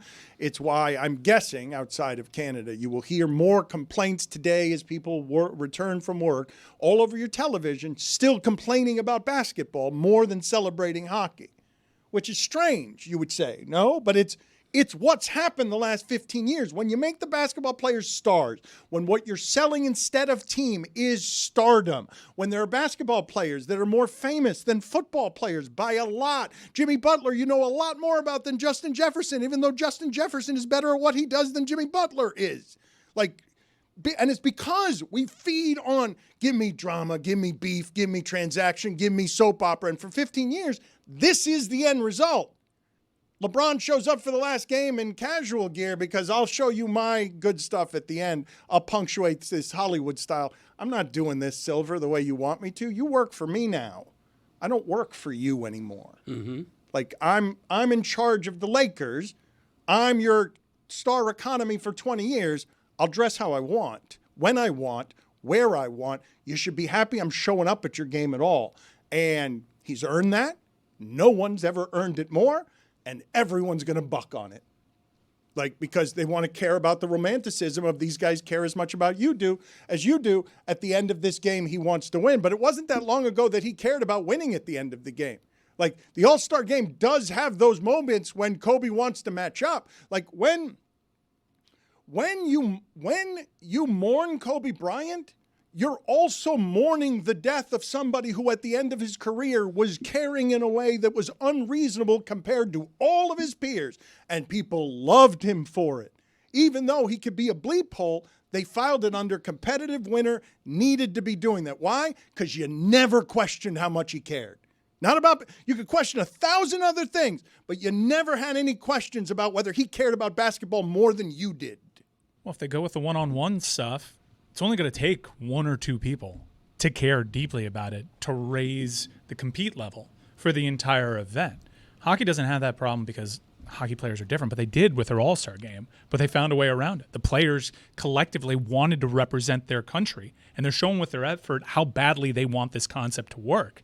I'm not really sure what the NBA players want except time off. Time off. The most competitive part of NBA All-Star Weekend was between a baseball player and a football player. Jerry Rice and Barry Bonds at center court. Did you see this? It was intense. Are we cool? Are we cool? We okay. Yeah, we all right. Okay. We okay. Okay. All right. Well, Barry, let's start with you. We know you're a heavy hitter, but when you look at your group, do you feel like you have home run plays on this team? I'm a hometown boy. We just rented him. The smack talk. We borrowed Jerry. He's not from the Bay Area. I'm from the Bay. We gonna win. You got a response to that? What are you talking about? So how many rings do you have? Wow. How many rings do you have? I have 2 divorce rings. Oh, no, he didn't. Okay, that. Yeah, it took a turn at the end. Glad we could laugh. I got a new wife now.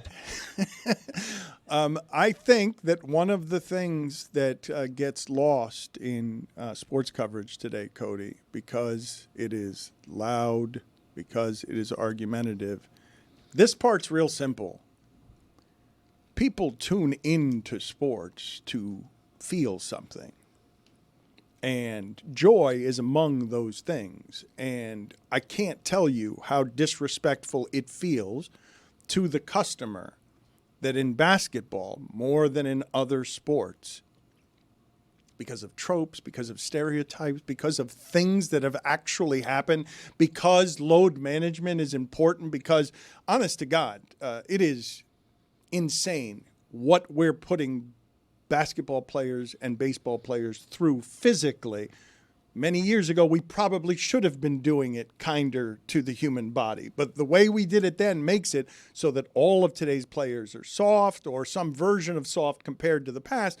But all of them are also protecting the economy of their bodies, which which feeds, like legitimately feeds families and have been empowered to do so in a way that tatters the construct of discipline that you need in team sports. So a Restrepo's not learning young when NIL money's involved that, yeah, this is business and it's not about your friendships anymore. Right. Like it's about dollars and you're messing with people's economies, and Adam Silver's begging LeBron James to play and he won't even dress. And it's like, LeBron's been running the league for 20 years. I sort of need people to understand that Adam Silver's the administrative assistant over there. They've changed the All-Star game for LeBron. LeBron wants time off at the halfway point. LeBron wants his players to get more rest and to not have their salaries capped because LeBron is still, in that sport, underpaid. Still. I need to see who sat out of this flag football game for the NFL because we got to rip them. I need to see MLB All-Star Game, who sat out. Because we don't, we're looking at this NHL thing, which is the outlier. Nobody acts like this during these type of competitions. And we're, holding this against LeBron. I don't know.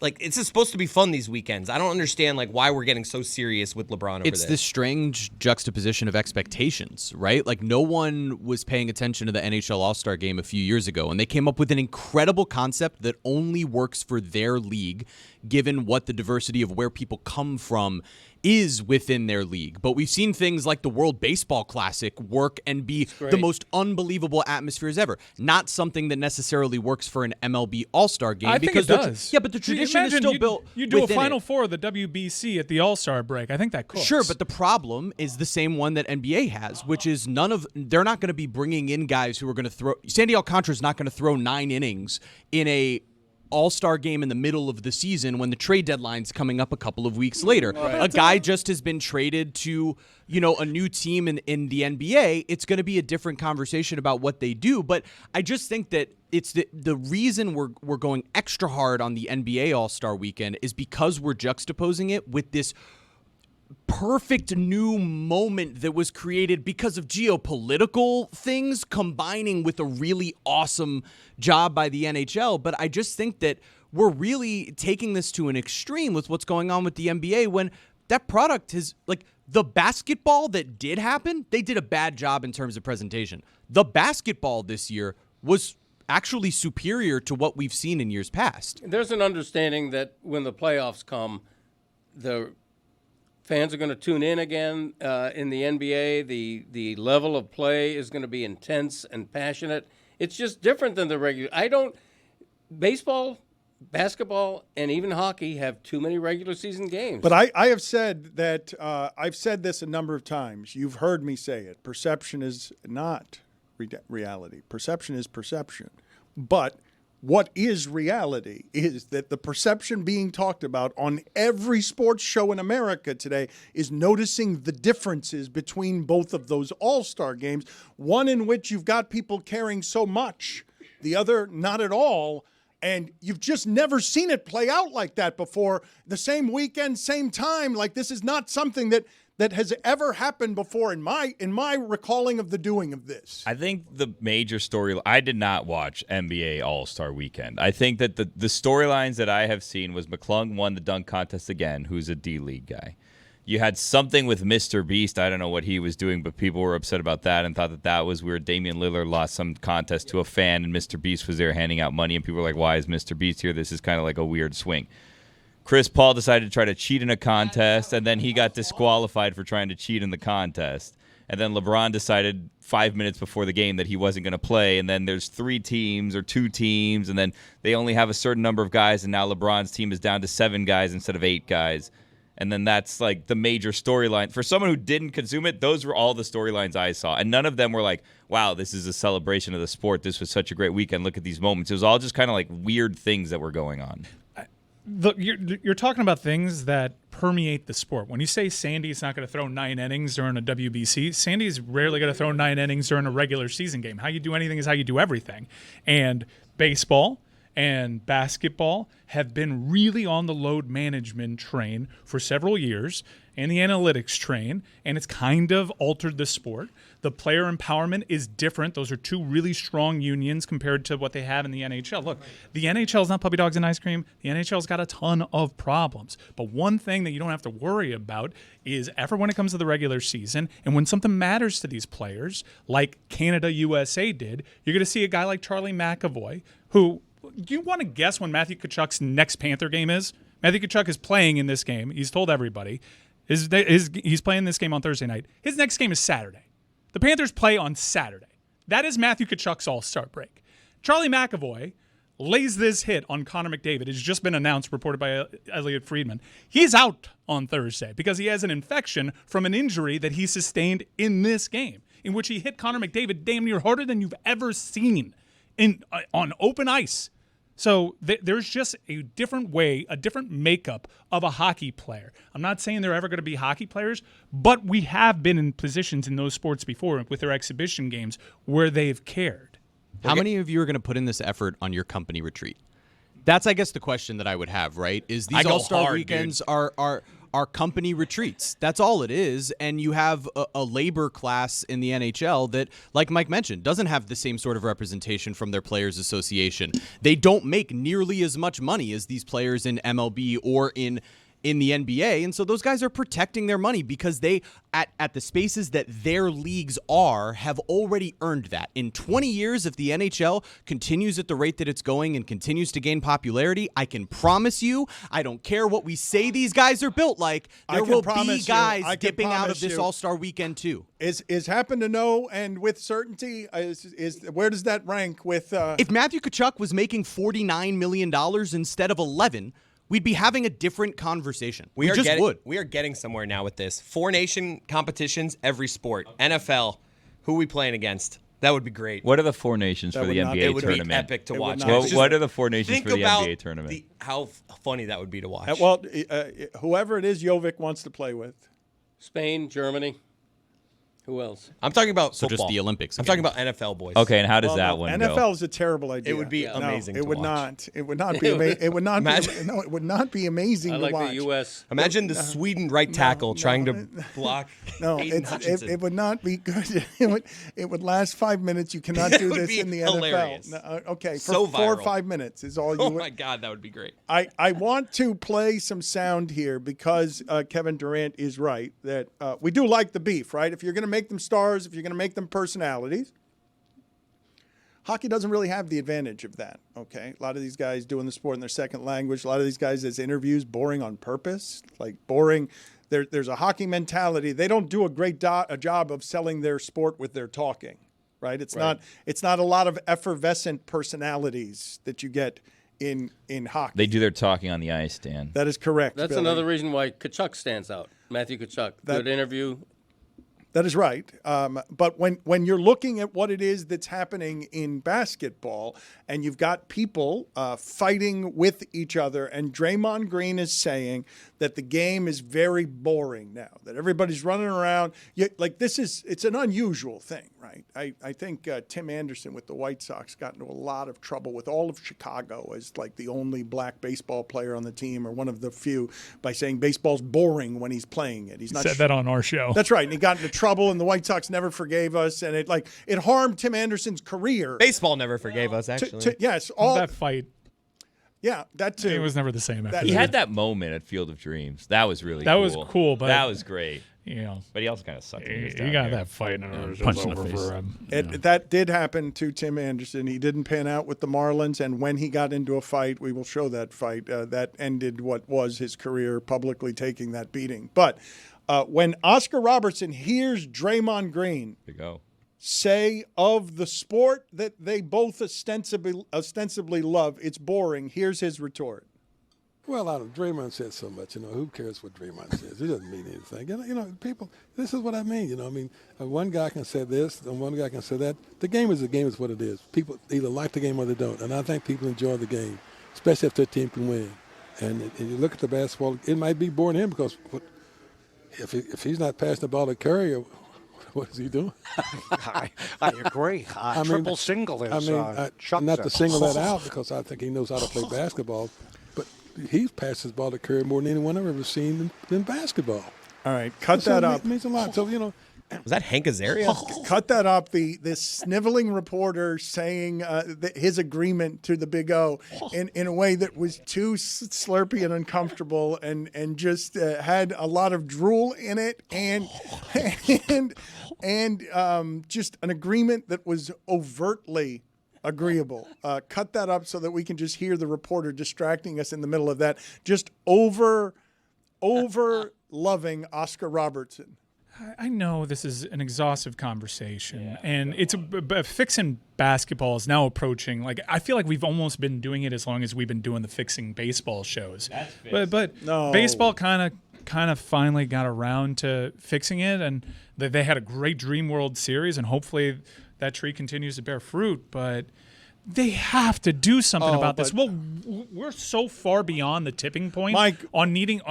Adam Silver is a disaster. But Mike, he's a disaster. He has gone. This is what happens, though. He has gone from the best commissioner in sports, most innovative, to getting left behind by the power among the players, at least in part because how do I stay young? Get me Mr. Beast. Just get me Mr. Beast. Put him on the court. Throw money. Look, have you guys not seen? It is hard to evolve. I believe that Kanye West, as one example, has seen that Kendrick Lamar has passed him as the artist Kanye wishes that he were back when he was at the top of hip-hop running the ego game, and now he just stoops to my wife is naked and going pro-Hitler. They split up. It may be ex-wife soon, Dan. If you caught up. The reports are conflicting. Yeah, there's a lot of people betting on the fact that they may get divorced before April. You know he doesn't have a prenup? That's crazy. If only there was a song that warned him. What do you get? Isn't he like in a massive debt? If you get divorced and your spouse is in incredible debt, do you take on half of the debt? I'm not sure. I mean, he keeps putting out slips that says he's a billionaire again. Yeah. But I don't really listen to much of what he says My point anymore. is that Adam Silver has gone from the top of the game to how do I keep up with the young people? My employees aren't cooperating. It didn't necessarily happen quick, but I'm old enough to remember when Adam Silver was called by this show and by others. Consensus, the best commissioner in sports. Right. Now, is he the worst? Is he the worst? But I would say to you, if you're looking at So, on Kaepernick, politics came to sports. Here, when you're talking about we're coming off of the Kendrick Lamar halftime show, that's the tension that sport had around its racism, births entertainment that's allowed to be at the center of the spectacle and make its own artistic noise. But that's where it's going to be relegated to. They're going to get end racism out of the end zone. They're going to distract you with that. What's happening in that league right now with its black employees is Adam Silver became the most popular progressive commissioner when he got rid of the racist. Like, that's when it happened. It's Donald Sterling. Oh, look, a leader just got rid of an owner. The owners are untouchable. And it's not because Adam Silver had any real power. It's because all the other owners wanted him gone and then had their excuse. And Adam Silver becomes, oh, look, David Stern's progressive learner rises to the top of sports. What leadership? And now look, I think it's relevant that I'm telling you that none of these players wanted to play in the bubble during the pandemic because America was in crisis. There was a race war that was being promised, and they didn't want to spend the time descending from Civil Rights League, descending from Bill Russell and Kareem Abdul-Jabbar. They didn't feel like entertaining us. They didn't feel like working for the owners anymore. They also didn't want to be locked in a place for over a month without being able to go out. Yeah, and the reported details was a lot of that was coming from Kyrie, and they were dealing with all sorts of Kyrie stuff. Did there. he Kyrie take money from the Mr. Beast thing? Like, there's angles where it looks like he just went and took money. And then Durant took it from him. Kyrie was that real money? Because that's a crazy prop. And also, why didn't more people just say, you know what, like, this is going to be written off by someone. This is free money sitting out. No one's going to inventory this after the fact, right? I will say one place where Adam Silver probably did a good job and it came off of a bad job initially was, given everything that's been in the news over the last 2 years in the Middle East, the Kyrie thing kind of quieted down. Like, they finally they got a grip of that situation. And that's a pretty thankless job, especially with how messy that it got. I know eras are impossible to compare, but some of the guys that are in the league, especially some of the guys that are most known, LeBron, for example, Kevin Durant, they were around when David Stern was around. I see a lot of these things happening, a lot of these problems happening. And it's not like some of these things weren't around when Stern was, but I just have a hard time wrapping my head around, like, this would definitely feel different if David Stern was in charge. He was such a cult of personality that it just, like, the players wouldn't have gotten so much power to the point that if Adam Silver, what we all assume, goes to the locker room, say, all right, guys, let's try to go, give America a good show, and LeBron's like, nope, no, I'm good. I just don't see that happening to David Stern. I feel like David Stern commands a little bit more respect. Different era, though. Different players. I know it's hard to shop but eras. no, also, and different America, like different public America. There's some stuff here, man. Look, man, please don't ignore that this would have all played out differently in Canada if it had been our basketball team up there. Like, right league, right place, right time, right? Like, no, it's not about whether or not we're booed. It's whether or not the players embrace the villainy, right? Like, the players right now, if we're taking a straw poll of the players on the American hockey team, I would think that straw poll leans towards some more people supporting the present administration than it would be if you had sent the NBA All-Stars up to Canada. And when they're getting booed, how do they handle the national anthem? How does all of this work where right now you have, like, highlight clips to Fortunate Son by CCR being put out by the White House? You're not having the same sort of thing being done if you have these NBA players. Not to sound like Dan, but there is some stuff here. Look, I genuinely think hockey players care less about politics. I understand what we're doing demographically, but you got to keep in mind the league is mostly Canadian. And what do you think about Canada? What do you think about Canada's politics?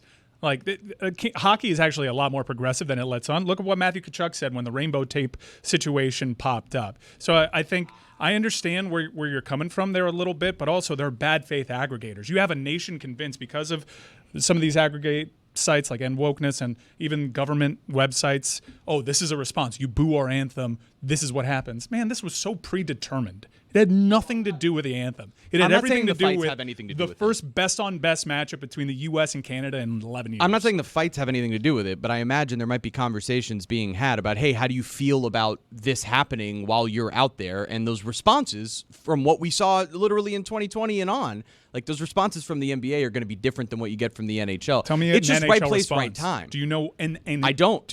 I'm not exactly. talking about there hasn't been a but the ignoring of it is the same thing. Sure. Like, that's kind of the point. I'm not saying you need to cape up for it as opposed to what would have been an abject criticism. And there's a difference there in the way that we respond as fans as well. I'm sure the players would have responded differently too. It seems like everyone's taking Austin Matthews' lead, which is like, we're just not going to talk about this. We understand that this is not about us. This is about a singular person. I know I felt the emotion. I didn't like hearing it. As no matter how bad things get between the two countries, I could never see me booing another anthem because of one person. It's probably going to happen Thursday. But I get it. I'll boo the out of an anthem. Any anthem. I don't care what it is. Coming up against my team, I'll boo you. I don't care. I've never thought about it before. Oh, I would boo the hell out of any anthem. If I was there going against my team's anthem, without a doubt in my mind. What's wrong with you people? Our national anthem? You would boo well, any anthem? It depends who's playing and what side I'm rooting for. If it's the enemy's side, I'm booing it. I don't care. I'll boo anything if it's the enemy. After being in that I'm arena, not going to go after a period and go start high-fiving people and say, hey, nice, beer, whatever, hey, you know what I mean? Like, good period. No, this is war. Sorry, Chris. Go ahead. But any anthem you would boo, including if you were, for some reason, if you were rooting for a Marlin who played on the Dominican Republic, or the Dominican Republic was playing in the World Baseball Classic against the United States. Well, I'm not Dominican, so it's different. Okay, so thank you. You want Cuba? I don't. Who would? What circumstance would you root against the America's national anthem? Good question. One I wasn't prepared for. I'll get back to you. We have someone. Thank you for all the help, Billy. Excellent work as always. Dominic Foxworth is there. Dominic is noticing the show. He is in pain at how poorly you just did that. Dominic, tell us all your thoughts on what you just saw, anthem related, because you're here to what?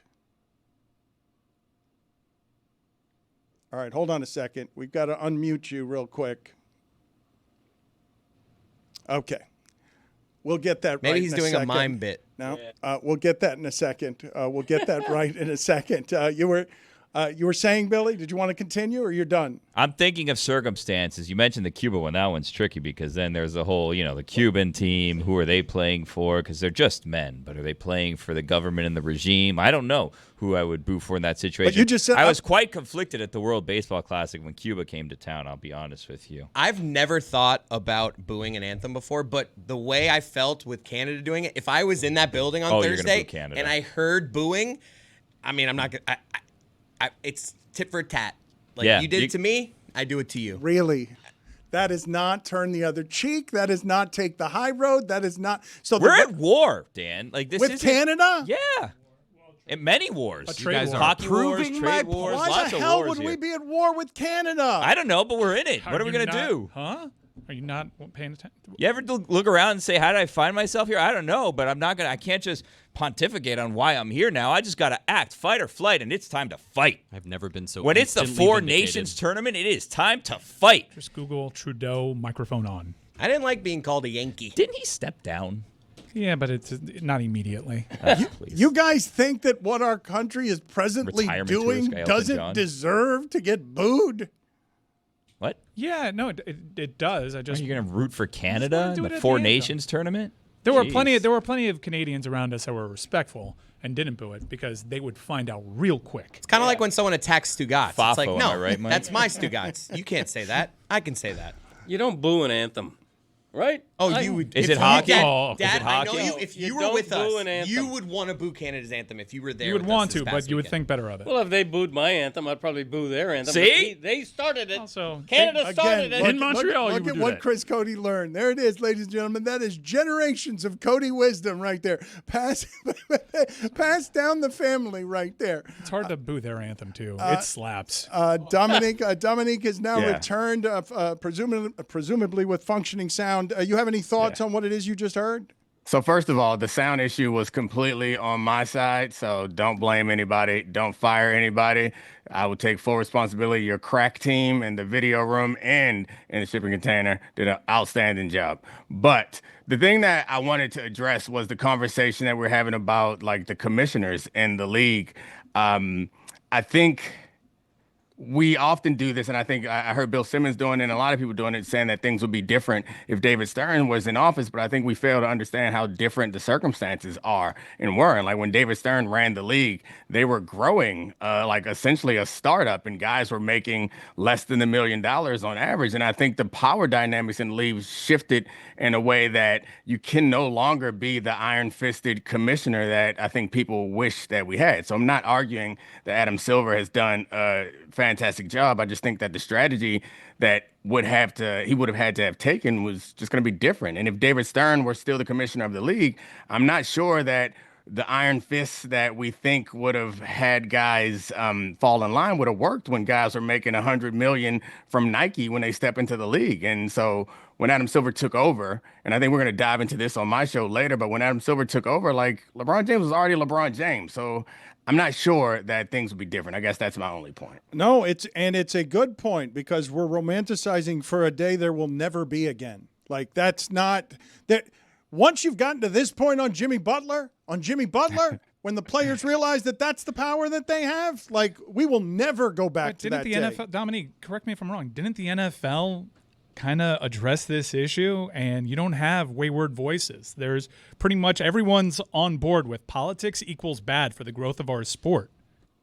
Yeah, I think the NFL and the NBA are very different in the way that they function. And like I think the players in the NFL and the players in the NBA fall in different places politically, and also fall in different places in their willingness to fall in line. I think one thing we've learned about basketball players, and it's not, I think sometimes these things come off as criticisms, but the players themselves became the franchises a while ago. Like this is the culmination, the process that started when the league started promoting Bird and Magic. Is now we're at the point where we have LeBron fans, not Heat fans or not Cavs fans. And I think there are still some local fan bases that matter, but we all recognize that the players are why we tune in. And as much as we love quarterbacks, we'll tune in for a defensive battle. We'll tune in when the promo picture is TJ Watt versus Myles Garrett. I'm watching that. And it doesn't. And so I think the players recognize that they do not have that same amount of sway. And so with the NBA players being generally, I think, probably more progressive than in the NFL players, and being definitely more famous, more valuable, and have more influence, I think arguing that you could run the same playbook that the NFL has run and thinking it will work in the NBA is not true. I think they are one of the groups, the entities that, while we call them all partners, that actually are closer to partners with the league and need to be treated as such. And getting them on board is a lot different than telling them what to do. How do you fix it, though, like if you're at the NBA, right? Because it seems like they're just too big, right? Like the players are just too powerful and successful. You're getting paid $50 million. I'm going to sit out this exhibition because why am I going to put my future earnings at risk, right? But at the same time, you do turn off fans where it's like, okay, well, you don't take this seriously, I'm not going to watch. You don't take the regular season seriously, I'm not going to watch. I'll come around on the playoffs, and in the playoffs come, you're like, I'm not really invested in this because I haven't been watching all year. So then the ratings continue to go down, but seemingly TV contracts always go up, right? Yeah. So it's only going to continue to have this divide and theoretically get worse, where players are going to be making more and more money, getting more and more powerful, and the league is going to have less and less control. So how do you save this? So I think that's the interesting part. It's a super challenging problem. So I think that what they started to do, where they opened up opportunity for the players to be investors in the teams, I think it's just a incentives. It's like a basic economist, and I know Dan loves to talk about economies, but like a basic economist argument is you want to align the interests of the people with the most power with that of the league. And so I think it's very difficult to do in this situation. In the past, it was clear where the interests were lined up. Like the guys were not making a lot of money. So growing the league and increasing the value of the league would make it so guys in the 90s and the early 2000s would make more money. We're at a situation now where guys walk into the league making a ton of money from the league and also from their shoe partners and all those things. So I think that's the biggest challenge, is ensuring that their interests are aligned with the interests of the league in the way that partners would. And I think the NFL is different, and that those players are a lot more like employees than the basketball players are. And employees who know that their careers are going to be short and know that they have a short period of time to make money and know that they are eminently replaceable behave a lot differently than guys who are like, look, you've scoured the entire globe to find someone half as good as me. You're not going to tell me what to do. You're just not going to do it. And so you need them to be internally aligned with your interests. And that's a hard thing to pull off, which is why when people talk trash about how terrible all our commissioners are, I'm like, the job's pretty damn hard. Pretty hard. Like, Dominic, go into a room. I'm sorry. I just got to stop you because Chris and Greg are arguing about whether Greg should say to you, "Is this Jared Payton?" They're arguing about it, and I can't. Oh boy, Jared Payton's next. This episode of the Dan Le Batard Show with Stugotz is presented by Venmo. This is mortifying. He is the former running back for the University of Miami, played in the NFL, played in the CFL. He's the son of Walter Payton, an exceedingly kind and decent humanitarian. He's a sports reporter for Chicago's WGN9 News. He's the host of the Jared Payton Show, and he was on the wrong end of being looked at through my racist prism, and stood behind some brochures while on the phone. And because he's a very sweet, sweet man, forgave me instantaneously. But Jared, thank you for being on the show. Please recount this horror for a divided America. I'm sorry. You got my profound apologies in the middle of the convention center. I haven't quite shaken it off yet. Well, Dan, first and foremost, I appreciate you, man. There was.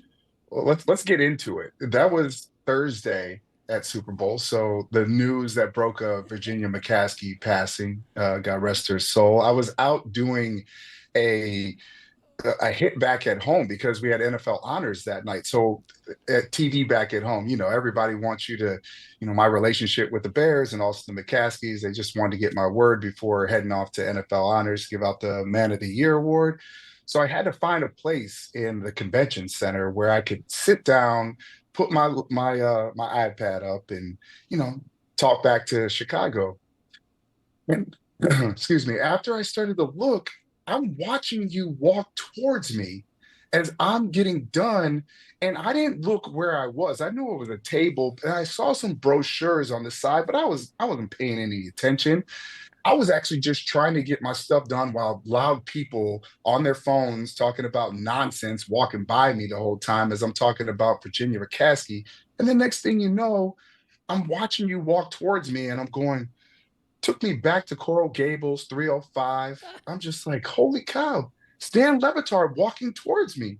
And he he knows who I am. Like he has to. He watched me grow up, as a kid, breath smelling like Similac in Miami and Coral Gables. I'm like, he knows me. Like, and when you walked up to me so gentle, you're like, sir, do you know where I can find a bathroom? Yeah. And it was that moment where I was like, oh man, like Dan, he doesn't know who I am. He has no clue. Yeah, he don't know me. Maybe I've grown up a little bit. Maybe he didn't have the fake diamond studs in my ear from when I was in Miami. Maybe, I don't know what it is. And I didn't know what to say to you, Dan, but I go, you know what, sir? Just to let you know, I don't work here. And you go, oh my gosh, I'm so sorry. I said, this is going to make it even more awkward. I'm Jared Payton. You're like, oh my gosh. And doing exactly what you're doing right now. It was like you saw a ghost when I told you this. Racist. Prejudging the races. Jared told the story in a much nicer way than I remember it, because from what I understand, like, Dan's blonde white wife was looking for a restroom, and Dan walked over to the nearest African American, and I don't think he said sir. I mean, wait a minute, I said sir. I'm guessing. He did say so. Yeah. I mean, I don't know. I feel like you rolled your lips up like you was about to make a B sound. Yeah. Just a boy. Where could my beautiful? Did you say that, Dan? Those are not the same thing at all. You said that. Sir is not the same as dog. You didn't say brother? You shouldn't say that, Dan. Nah, I thought he was gonna say brother. He said. What makes it worse is Dan knows him. Like, he is blind to all people who are not white. He just saw a black man and thought, look at this employee. Did he help me find a restroom for my swan? Jared, did he give you a tip? No tip, but I gotta give Dan a little bit of slack here. No. Anybody that knows me knows that, like, sitting behind that desk, and smiling the way that I was smiling, like, I probably did look like I worked there just a little bit. You know what I'm saying? Like, I'm just a happy go guy. But I was more disturbed that he did not know a Kane member. Like, bro. Well, the 2004 Orange Bowl MVP. Yeah, like, put some respect on my name. You know what I'm saying, Dan? Yeah, I mean, I had to play behind Frank Gore, Willis McGahee, Clinton Portis, Najee Davenport, James Jackson. Come on, man, just you work hard. Yeah, yes, I apologize again. We brought Dominique on. You mentioned that. You mentioned it in an assortment of sounds. Do you have any other thoughts on this, Dominique? Because he is much nicer than you, but he doesn't get to decide for everybody what is and it's not right here.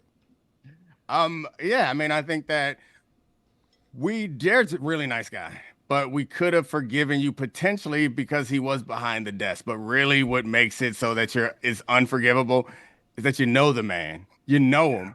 And the fact that you go way back with him was not enough to swat away the racist goggles that you wear throughout your life. Like, he played for your team at your school. Like, you covered him. You wrote about him.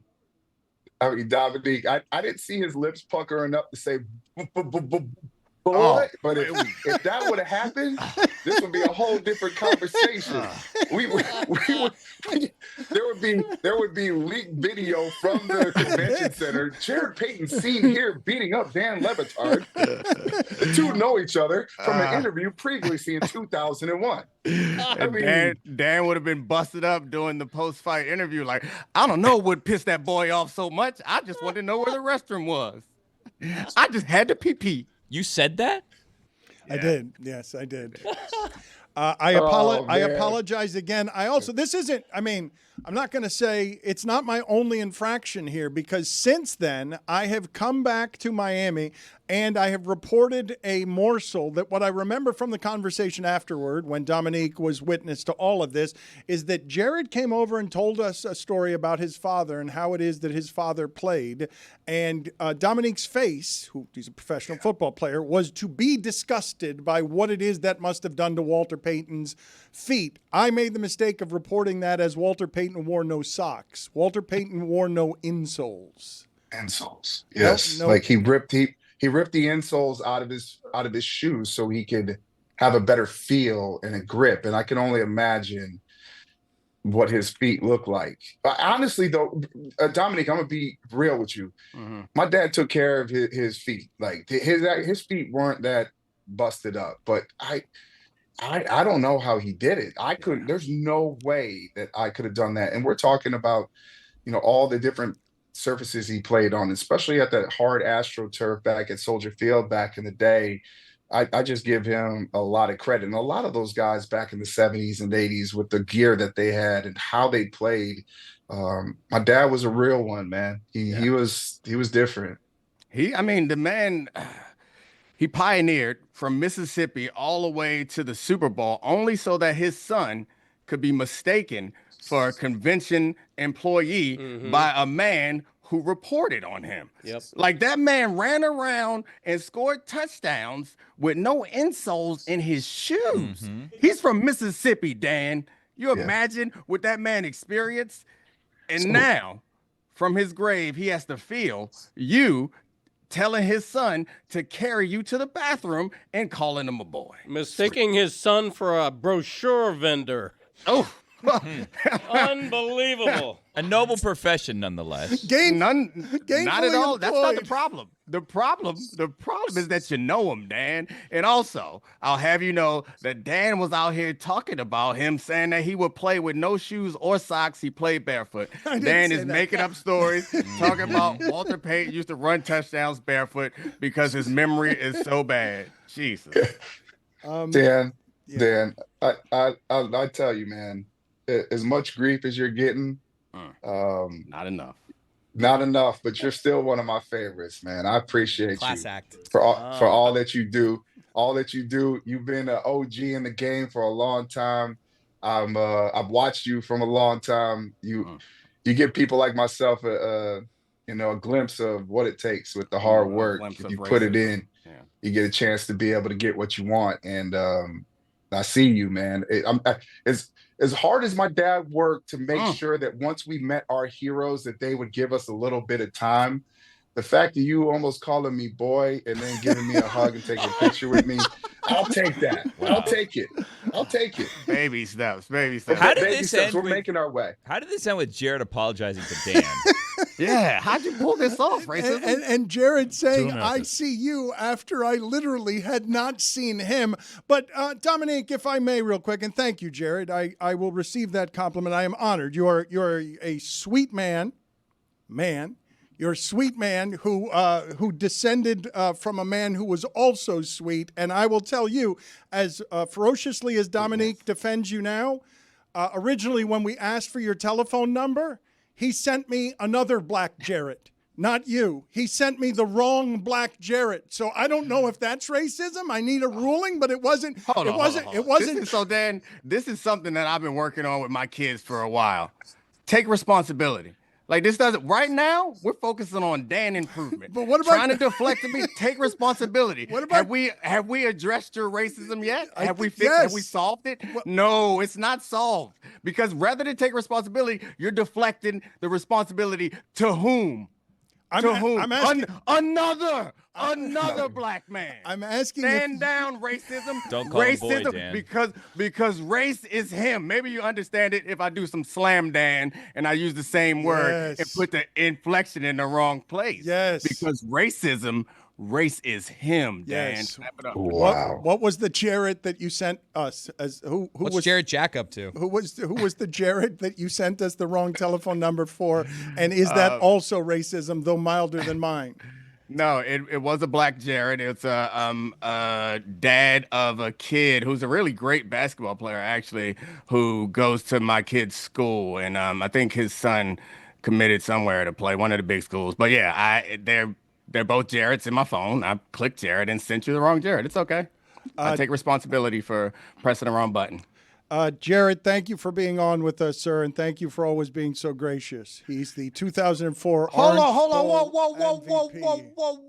Whoa. When are we going to discuss reparations? Yeah. Yeah. Like, you don't get to just say, I'm sorry. The wrong has been done. When is we going to negotiate some way to repair this situation? Reparations in this situation. Right, Dan? That's what you would preach, right? Why is Greg Cody howling like a hype man? I thought that was funny. I think you should Venmo Jarrett Payton a boatload of money right now.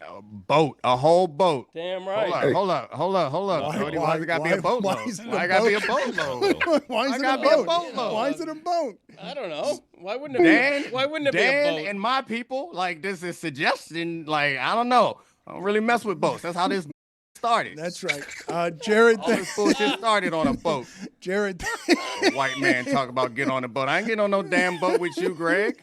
You get on the boat. How about if I let you be the captain? What? Let him. Look. Ho. You're allowing him to be It's my boat. You're saying it's my boat. I'm going to let you drive it. It's always been your boat. If it's your boat, you let me drive it. That's the way kindness works. I can't afford my own boat now. Uh-oh. This boat happened to be mine. I'm allowing you to drive it. If it's your boat, no.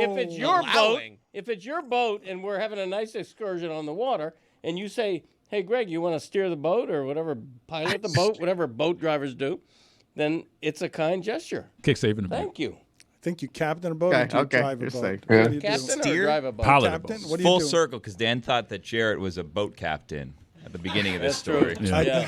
I don't think that was That's a a kick good point. save. I don't think it was. I don't know. He gave up a rebound. I'm gonna be honest though. Dan asked me in that moment, could I swim, and I was kind of. That's like, not yeah, true. I- Do that. Come on. We would definitely be able to swim if y'all ain't put semen in the pools just because of integration. You're racist. Yeah. Well, what do you mean? Yeah. Yeah. Yeah. What's in the pool? I mean, I think no, it was like in the South when integration happened. Rather than allow black people to swim in the pools, white people decided to put semen in them and made it really hard for people to learn how to swim. Race lesson. Cement. Also, Cement is what he said. That's Cement. why I always go cement. That's why I always go cement. Never heard cement said that way. Yeah. You'll find cement on a boat. Whoa, Chris. Yeah. Chris, you don't like the way I talk? Well, his dad let you drive his boat, Dominique, so. Hold on, Chris. I'm sure that is a role that a black man would do just fine if it weren't for the Caucasian neptasticity that has got you in that seat. It's an odd thing to do with Jared Payton on the line. No, it's a perfect thing to do. He needs to be. He needs to see this. He needs going to know. at Chris Cody for nepotism is kind of a weird bar. Hey, stop it. Jared, quick question before you head out. Which would you rather win, the Walter Payton Man of the Year award or a Super Bowl MVP? Oh, I'd probably win the Man of the Year award. It's the most prestigious award. Is it all right if I don't believe you?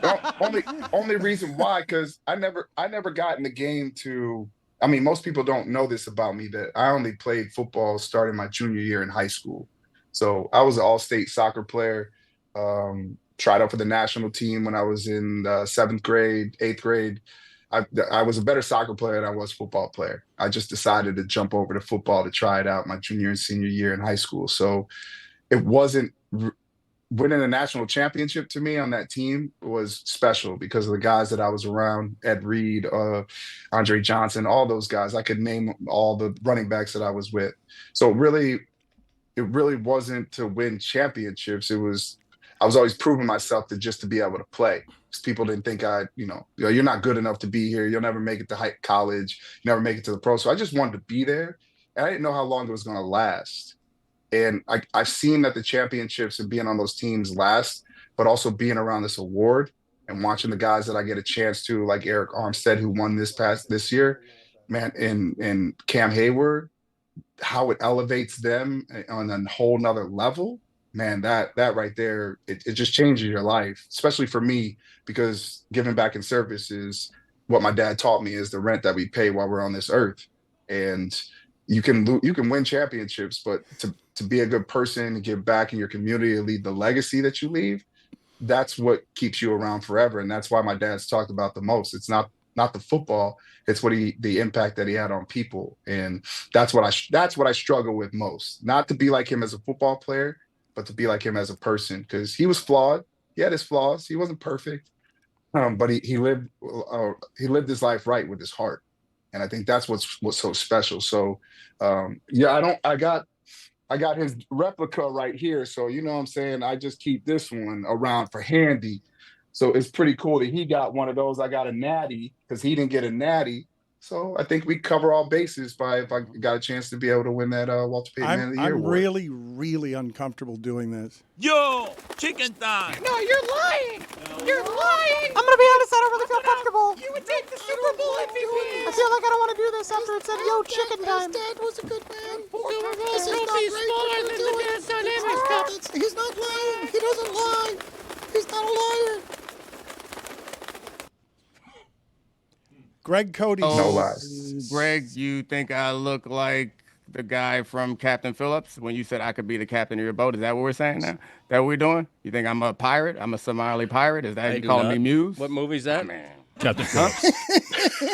He got you there, pal. What movie is that?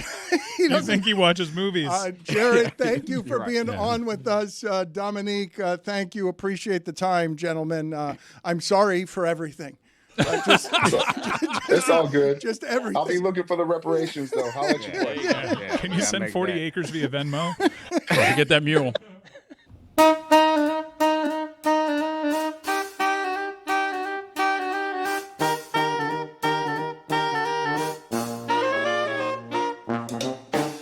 That's right, it's time for Against the Spread. And it's brought to you by our friends at DraftKings. DraftKings, the crown is yours. Roy, kick us off. USA versus Canada for the Four Nations Championship. Looking at the injury front, Austin Matthews with an upper body injury, and the Kachuk boys both had lower body injuries. They're expected to play. Yes. Charlie McAvoy will not play. He has an infection from the injury he sustained versus Sweden. Cale McCarr is coming back for Canada. I think if USA neutralizes the speed of Connor McDavid and stops Canada's transition offense, I think it'll be a very close game. It might be 2-1 USA, so I'm going to have to go with Canada, who's a 1.5 goal underdog against the spread. Against the spread! Against the spread! But I mean, you guys are booing me. I'm saying the United States are going to win 2-1. It's a good bet, though. He's right. You're laying some juice, though. It's against the spread. You're laying some juice on that. He picked Canada? Well, to Against the spread. to cover plus 1.5. I think it'll be a close game. Yeah, it'll be a close game. 1.5 goal underdog. Over to Mike. I'm going to the Europa League on Thursday. I like the way that Roma have played over their last few games under Claudio Ranieri, a legend of the game. He's won the Premier League with Leicester City, all right? And he's back at Roma, and he's doing a really good job. So I'm going to take the minus 1.5 against Porto in the Europa League. Go States. I would never do that. I can't believe against the spread, man. I would never do that. But they're going to win. I literally picked Finland last week. Okay. I do remember that you did do that. I want to play some sound here for a couple of reasons. First off, I want you guys to give me the assessment. Dan Orlovsky signing off of NFL Live. Is he taking a long vacation because football's over, or is he going to take another job? Does this goodbye say to you goodbye temporarily, or goodbye he's leaving ESPN as someone who hasn't been critical of some quarterbacks, at least in part because he wants to work in the league again, as accused by Nick Wright? Nick Wright has accused him of this. He's also, Nick Wright, who is being quite the media ombudsman, I believe, has accused Stephen A. Smith of going after Bronny extra hard because LeBron won't talk to Stephen A. Smith, which, what's that? Like, that's not. Well, that'll change once we get President Stephen A. It will change. You're right. We're not going to call him President Smith, right? President A. Can you guys put up, please, the sound here of Orlovsky saying goodbye? You guys know this is the end of the season for me, certainly for RC as well. I'm taking a break, won't be on TV for a long time, but just want to say thank you to guys, Stephen A., Miles, Shannon, for a great season. Love being with you guys. I love y'all. Never know what the future holds, but I'm taking a break, and sure RC is as well. So just want to say thank you. Appreciate you guys so much. Appreciate you. All right, we love you, Dan. That sounds to me like a contract that ends at the Super Bowl, and he's just not sure yet. I think never knows what the future holds can be just an appreciation for being alive at the moment and saying I will see you in several months because, I'm going to be going away for a while and don't take any moment for granted. He said, I'll be off the air a long time. That's more than several months. A couple of years ago, I had the opportunity to talk to Dan when he was at a similar career crossroads, and he was very thoughtful about it. And so just leaning off of my life experience, I would believe what he's saying there, and he's taking his time to focus on what his next move is. Do you happen to know, or is that something? No, I haven't talked to him this go-around. The other sound I wanted to play for you, because this has been a startling reinvention. The fact that Rick Pitino now has, and I don't know if they've lost in the Big East recently, but he was asked why his record recently was 12-1 in the Big East, what he thought of that. And his response was, how the bleep did we lose the one? Because Rick Pitino is now back in the game, and they were losing this game at halftime. And this is from Vice Sports, and I think this is a part of something that Netflix is doing, if I'm not mistaken. Here is Rick Pitino going. It's Vice Sports. Maximum vampire coach at halftime of a game he's losing recently. Dig in and be a basketball player. Dig in. Every time you miss a shot, your game deflates. We don't care about your missed shots. Play defense. You guys keep blowing opportunity upon opportunity upon opportunity. You're like children with bad things happening. Instead of digging in and be tougher, you wilt. Where is your toughness? Where have you guys been raised that you're so weak mentally that you just give up when something doesn't go right for you? Don't you know what adversity is all about? That's the game of life, not the game of basketball. You don't get down when things go wrong.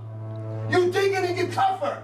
Your whole life's going to be adversity. Learn how to deal with it. Wow. On the back of his jersey, like the college coach lording over the players. Does that actually say pray, P-R-E-Y? Yeah. I can't believe he's back toward the top of this sport. I can. He's always on top of it. Whenever he's active, he's on top. Rick Pitino wins. And it's kind of like a mixed reaction there. The coaches are supposed to impart life advice. I didn't find anything wrong. Where were you raised? I don't know. When life That's gives the Rick one. Pitino adversity that he may have caused for himself, he digs deep. He gets tough, and he rises back to the top. I thought it was good advice when he said be a basketball player. I think that's something all basketball players should be able to relate to. Yeah, that's true. Imagine if he said, be a hockey player. Really confusing out there.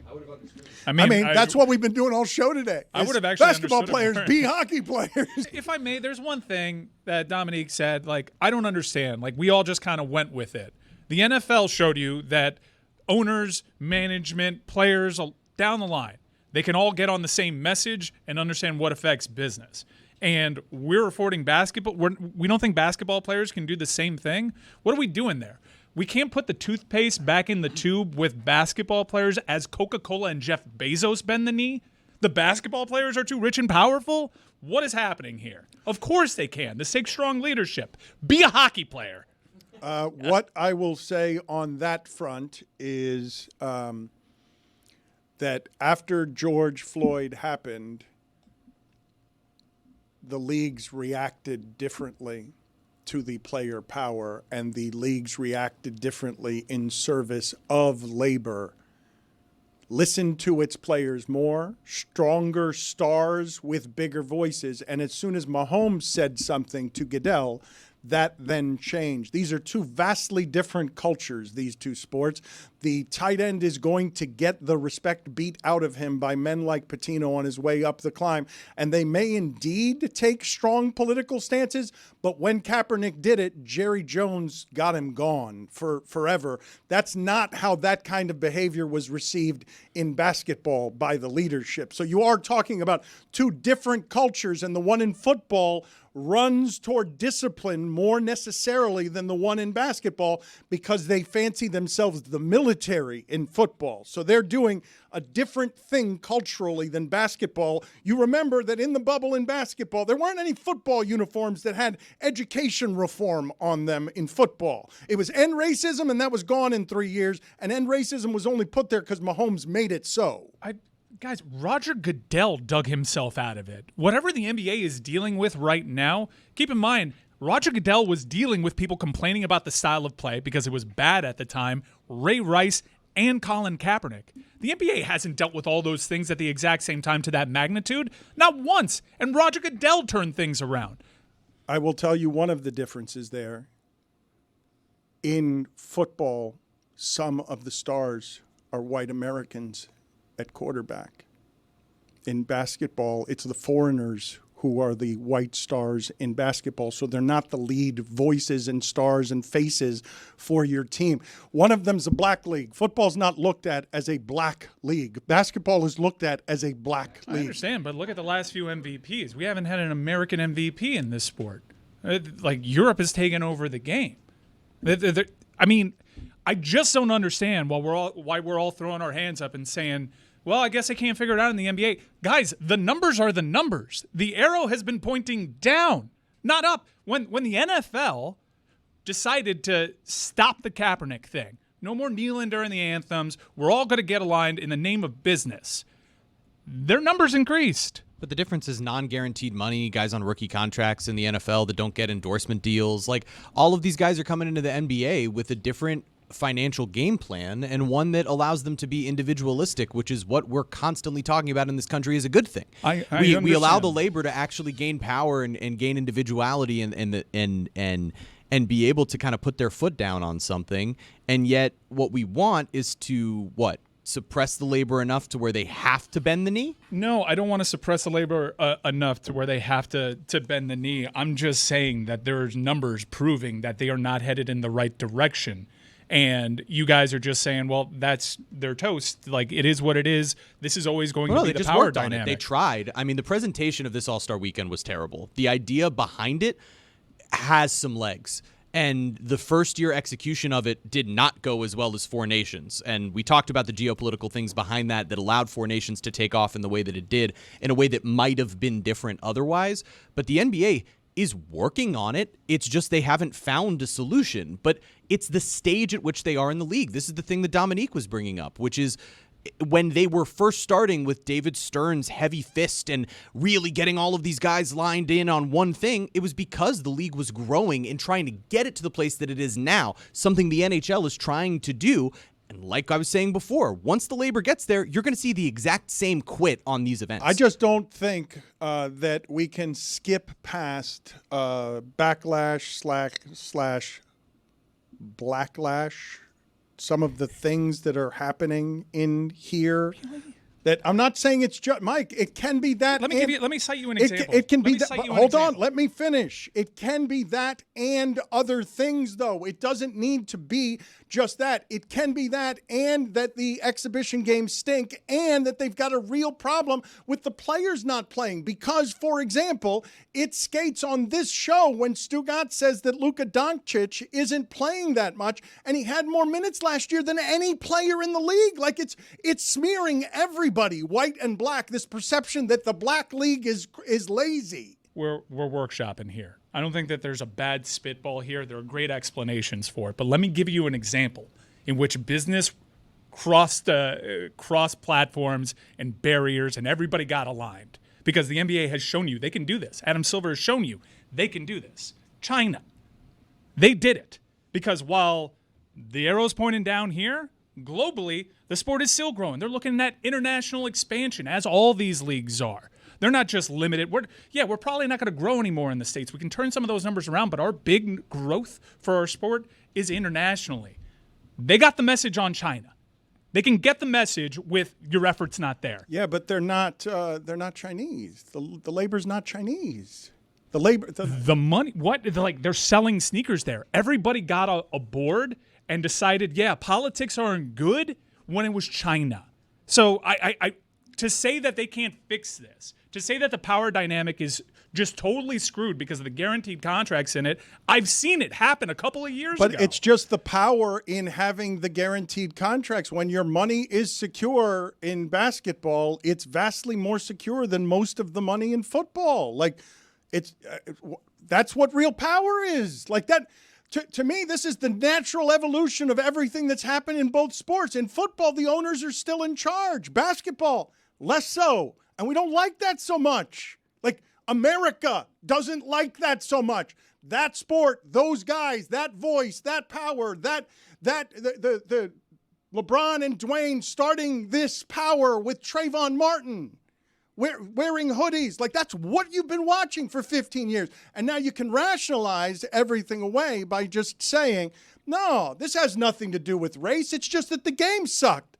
But it could be both of those things. Like it's not either of those things. It's allowed to be both. It's not allowed in today's America to just throw up my hands and say, no, race doesn't have anything to do with that. So we got Trayvon, George Floyd, Jonathan Martin. Oh, wow. Who else did we get today? Donald Sterling. We made it. Hey, 2 Americas. Can they just try harder?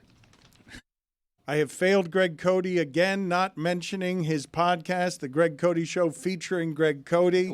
Can you tell us, please, what is on the most recent episode of The Greg Cody Show featuring Greg Cody? And hand me your phone again, please, so that I can pay the previous Venmo fine that I forgot to pay earlier because I just stopped at 20 cents instead of $20. Let's keep it at 20. By the way, I want to thank you for not being on the air yesterday because whenever the Le Batard Show isn't on Monday, my podcast skyrockets in terms of downloads when we come out on Monday. So thank you very much. Continue to take Mondays off.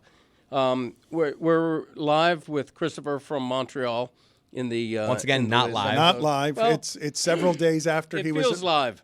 It's live in the moment. It's live in the moment. Yeah. Isn't everything? We also unearthed on my latest episode of the Greg Cody Show with Greg Cody a audio from several years ago when a whole stadium of Dolphins fans were chanting my name. I don't believe that. Yeah, that was real.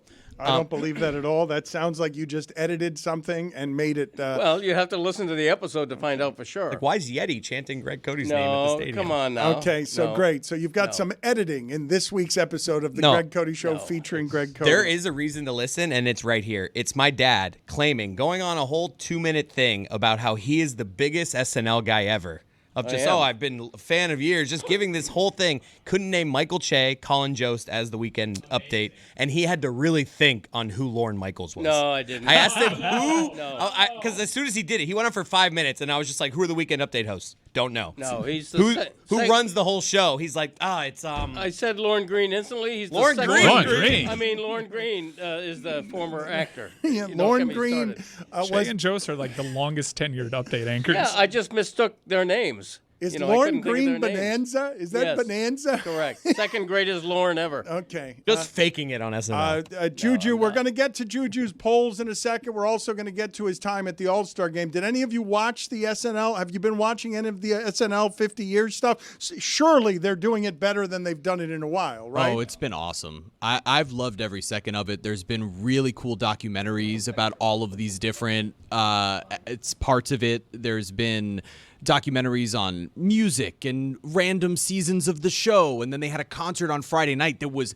insane, some of the performances, and then the sketch show on Sunday was great because it did fan service. You know, not every sketch was perfect, but they combined some old sketches together. They brought out new people. They included modern day celebrities and old sketches. I thought it was really a perfect weekend to celebrate 50 years of a show that, I mean, changed comedy forever with the people who went through it. Safe to assume a 50-year anniversary is going to be really self-indulgent. And it was. I've heard great things about the docuseries. They're awesome. That's on Peacock. I saw the 50th anniversary concert, which I thought was awesome. David Byrne, though, you're not in Robin's range. I know why you're there, but let's stop doing that, please. It just feels like a random guy in there. We're up here. You're down there. We're doing the chop dance. Don't rip David Byrne. I love David Byrne. Love Talking Heads. Just not in that range. Was he wearing the big suit? Or It was, yeah. But the show itself was really disappointing. It was really unfunny. Wow. It was just terribly unfunny. You have Eddie Murphy acting in skits. It was also just, I know it's live programming, but they miss shots, they miss punchlines. It was That's what SNL is, though. No, That's the I whole get it. thing. Like the Hanks thing was just like They not really even clever. They It's an old showed sketch. Tom Hanks before the reveal of him. They showed him walking Live on television it's a is 3-hour is show. dangerous. Yeah. We'll get I into like the this. New York musical number. That was cool. That was ambitious. But I was disappointed by the special, and then I realized, okay, this is just for them, the people in the audience, which is it's pretty telling. The audience is just the celebrities, so it was a show just for them. Lauren Green was on Bonanza, was born in Ottawa, Ontario, died on September 11th, 1987. Wow, how about that? I was going to say, what are the odds? Still sad. Juju, thank you for being with us here. You've come in from San Francisco. How were the All-Star festivities? Meadowlark really overran the place. I saw you in a couple of clips. Was that you asking Trae Young something? Yes, sir. I got to ask Trae Young stuff, Kyrie Irving, Jason Tatum. It's a lot of clips that, we're going to put out this week whenever we get to it. He did get. But, yeah, the festivities were a little bit way better than the game, you did, because, man, even during the game, it was a lot of empty seats. So, yeah, the build-up around the All-Star game was way better than the actual product that they put out. We sent 8 people to the game everyone's complaining about. And we No, I'm not going. No, I'm Yes, not saying sir. you're not complaining about it, but America's complaining about what it is that the NBA did this weekend while Mike and Chris just went to drink in Canada and celebrate hockey. What would you maintain are the highlights from what it is that you were doing out there, Juju? I mean, yeah, the highlights was just basically talking to, I got to talk to Dalton Connect, you dig? I told him I was praying for him, you dig it? There's a lot of people that you don't necessarily get the access to, and you just get to ask them a lot of good questions and stuff that you've been mulling over during the season. Like I say, we'll get some of that out later this week. But I think with the All-Star game, I think Adam Silver is taking a lot of the blame. And I think he's like, you remember when CJ McCollum was like, I'm trying, Jennifer. I think Adam Silver is trying his best. He's trying new ideas. It's just nothing sticking to the wall because it's so different. The format this year was way different. I'm seeing the attempt, but I think that this era of players, it's a social media era. You feel me? Like they get their gratification from Instagram. They get their gratification from Twitter and all those different things, brand deals and stuff. So when it's time for them to put that effort towards the actual game, I don't think they care as much. You know what I mean? Like the culmination of go play outside versus playing on your phone. I feel like this generation of players just don't have that thing inside of them that will make them want to try hard for some reason. You dig it? Put it on the poll, please, Juju, for tomorrow. Are this generation of players just interested in brand deals? Oh my God. I just do not like how that's going to be received by the internet is not going to be great about players getting paid millions of dollars interested in brand deals, but he's not wrong. We're the influencer generation, right? That we're looking at right now. Like, you just got a bunch of young people who have been told, rise and grind, hustle, go get yours. That's all that matters in our modern culture. Why would we expect it to be any different for a bunch of dudes in the NBA? Because it's different everywhere else in sports. We're not questioning the effort of people in football and hockey and baseball. Are you questioning the effort of players while they're on the court Anthony in the regular Rendon, season? Anthony Rendon is like the only baseball player, and it's salary related. Like when you go around sports, how much does he actually care? That's not an indictment you offer for many Hold professional on a minute. athletes. Jimmy Butler is the only guy that we've had any sort of narrative about the actual effort when he's on the floor during the regular season. The other guys we're talking about with load management is a different thing. No, but it's not a different thing. They're not bad playing. defenders. They're not.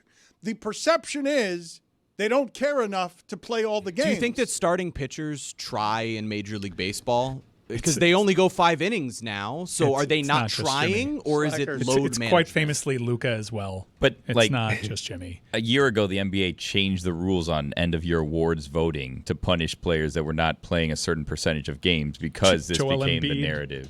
Joel Embiid is a Right. thing. Like it's littered actually. I don't think people think that the players are lazy. I don't think that they think that they're not working hard. I mean, they're still in incredible shape and putting in the work. They just don't seem to care about regular season games and all-star games.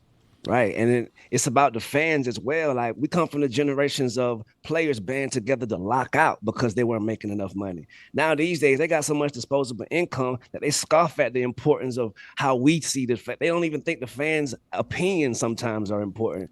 Add that with their tiredness of people parlays, and they just they have a lackluster attitude when it comes to these type of exhibition events. But like you said, you know where you do not get this non-caring attitude? The Unrivaled League. Holy moly. Salute to the 1-versus-1 tournament champion, Nafisa Collier. I feel like you put those brothers out there in that scenario, 1-versus-1, then you will see, oh, okay, yeah, your pride on the line for real. And I think the women have it figured out when it comes to that. You dig it? Mm-hmm. I believe that she's going to be on South Beach Sessions soon. I've been eager to talk to her and Brittany Griner. We're setting that up. Can you get us to some polls, please, at Le Batard Show? What do we have from today? It felt like we had a lot of good ones. It feels in general. Roy, I got to think that you're very excited about where it is we've ended up with the polls. The polls are very popular again. Yes, they are. Very Good. happy. Thank you, Roy. I mean, what a question. That's settled. Thank you, Validation Roy. I'm by glad Roy. you say yes and by just saying yes, they are. And. You said yes and two other words. Go ahead, Juju. What do you have on the poll there? Is the restaurant Hooters tamed compared to Instagram? 96% of the audience says yes. Big numbers. Yeah, okay, next poll. Are all convention centers vast? 86% of the audience says yes, they are. That place vast. is huge in Miami Beach, man. They all are, though. Yeah. Is there such a thing as a convention center that's not vast? Like, is The one in Biloxi is not that impressive. Okay. Orange juice, no Pope, little Pope, or maximum Pope? Big. 53% of the audience says no Pope. Wow. I get to win a poll. I never get to win polls. I'm always in the minority. What came in second place there? Like, what was last? Second place at 35%, little Pope. And at 12%, maximum Pope. You are all here, little Pope. Everyone here is a little Pope. I'm person? either some pulp or none. I'm a little bit of country and a little bit of rock and roll. Sounds like a hip hop star, Little Pulp. Okay. Hey, salute. The Biloxi Convention Center is the largest beachfront convention center in the Southeast. Beachfront. You were making it up, Billy. 400,000 square feet. You have no knowledge of Biloxi. You just went with a city that you thought might have a small convention It even center. has a coliseum that sits up to 12,000 people. Everybody knows that's different. That's a separate thing. So the small convention center in Biloxi houses a coliseum. A coliseum. A quote coliseum. I must have gone to a different one. Yeah.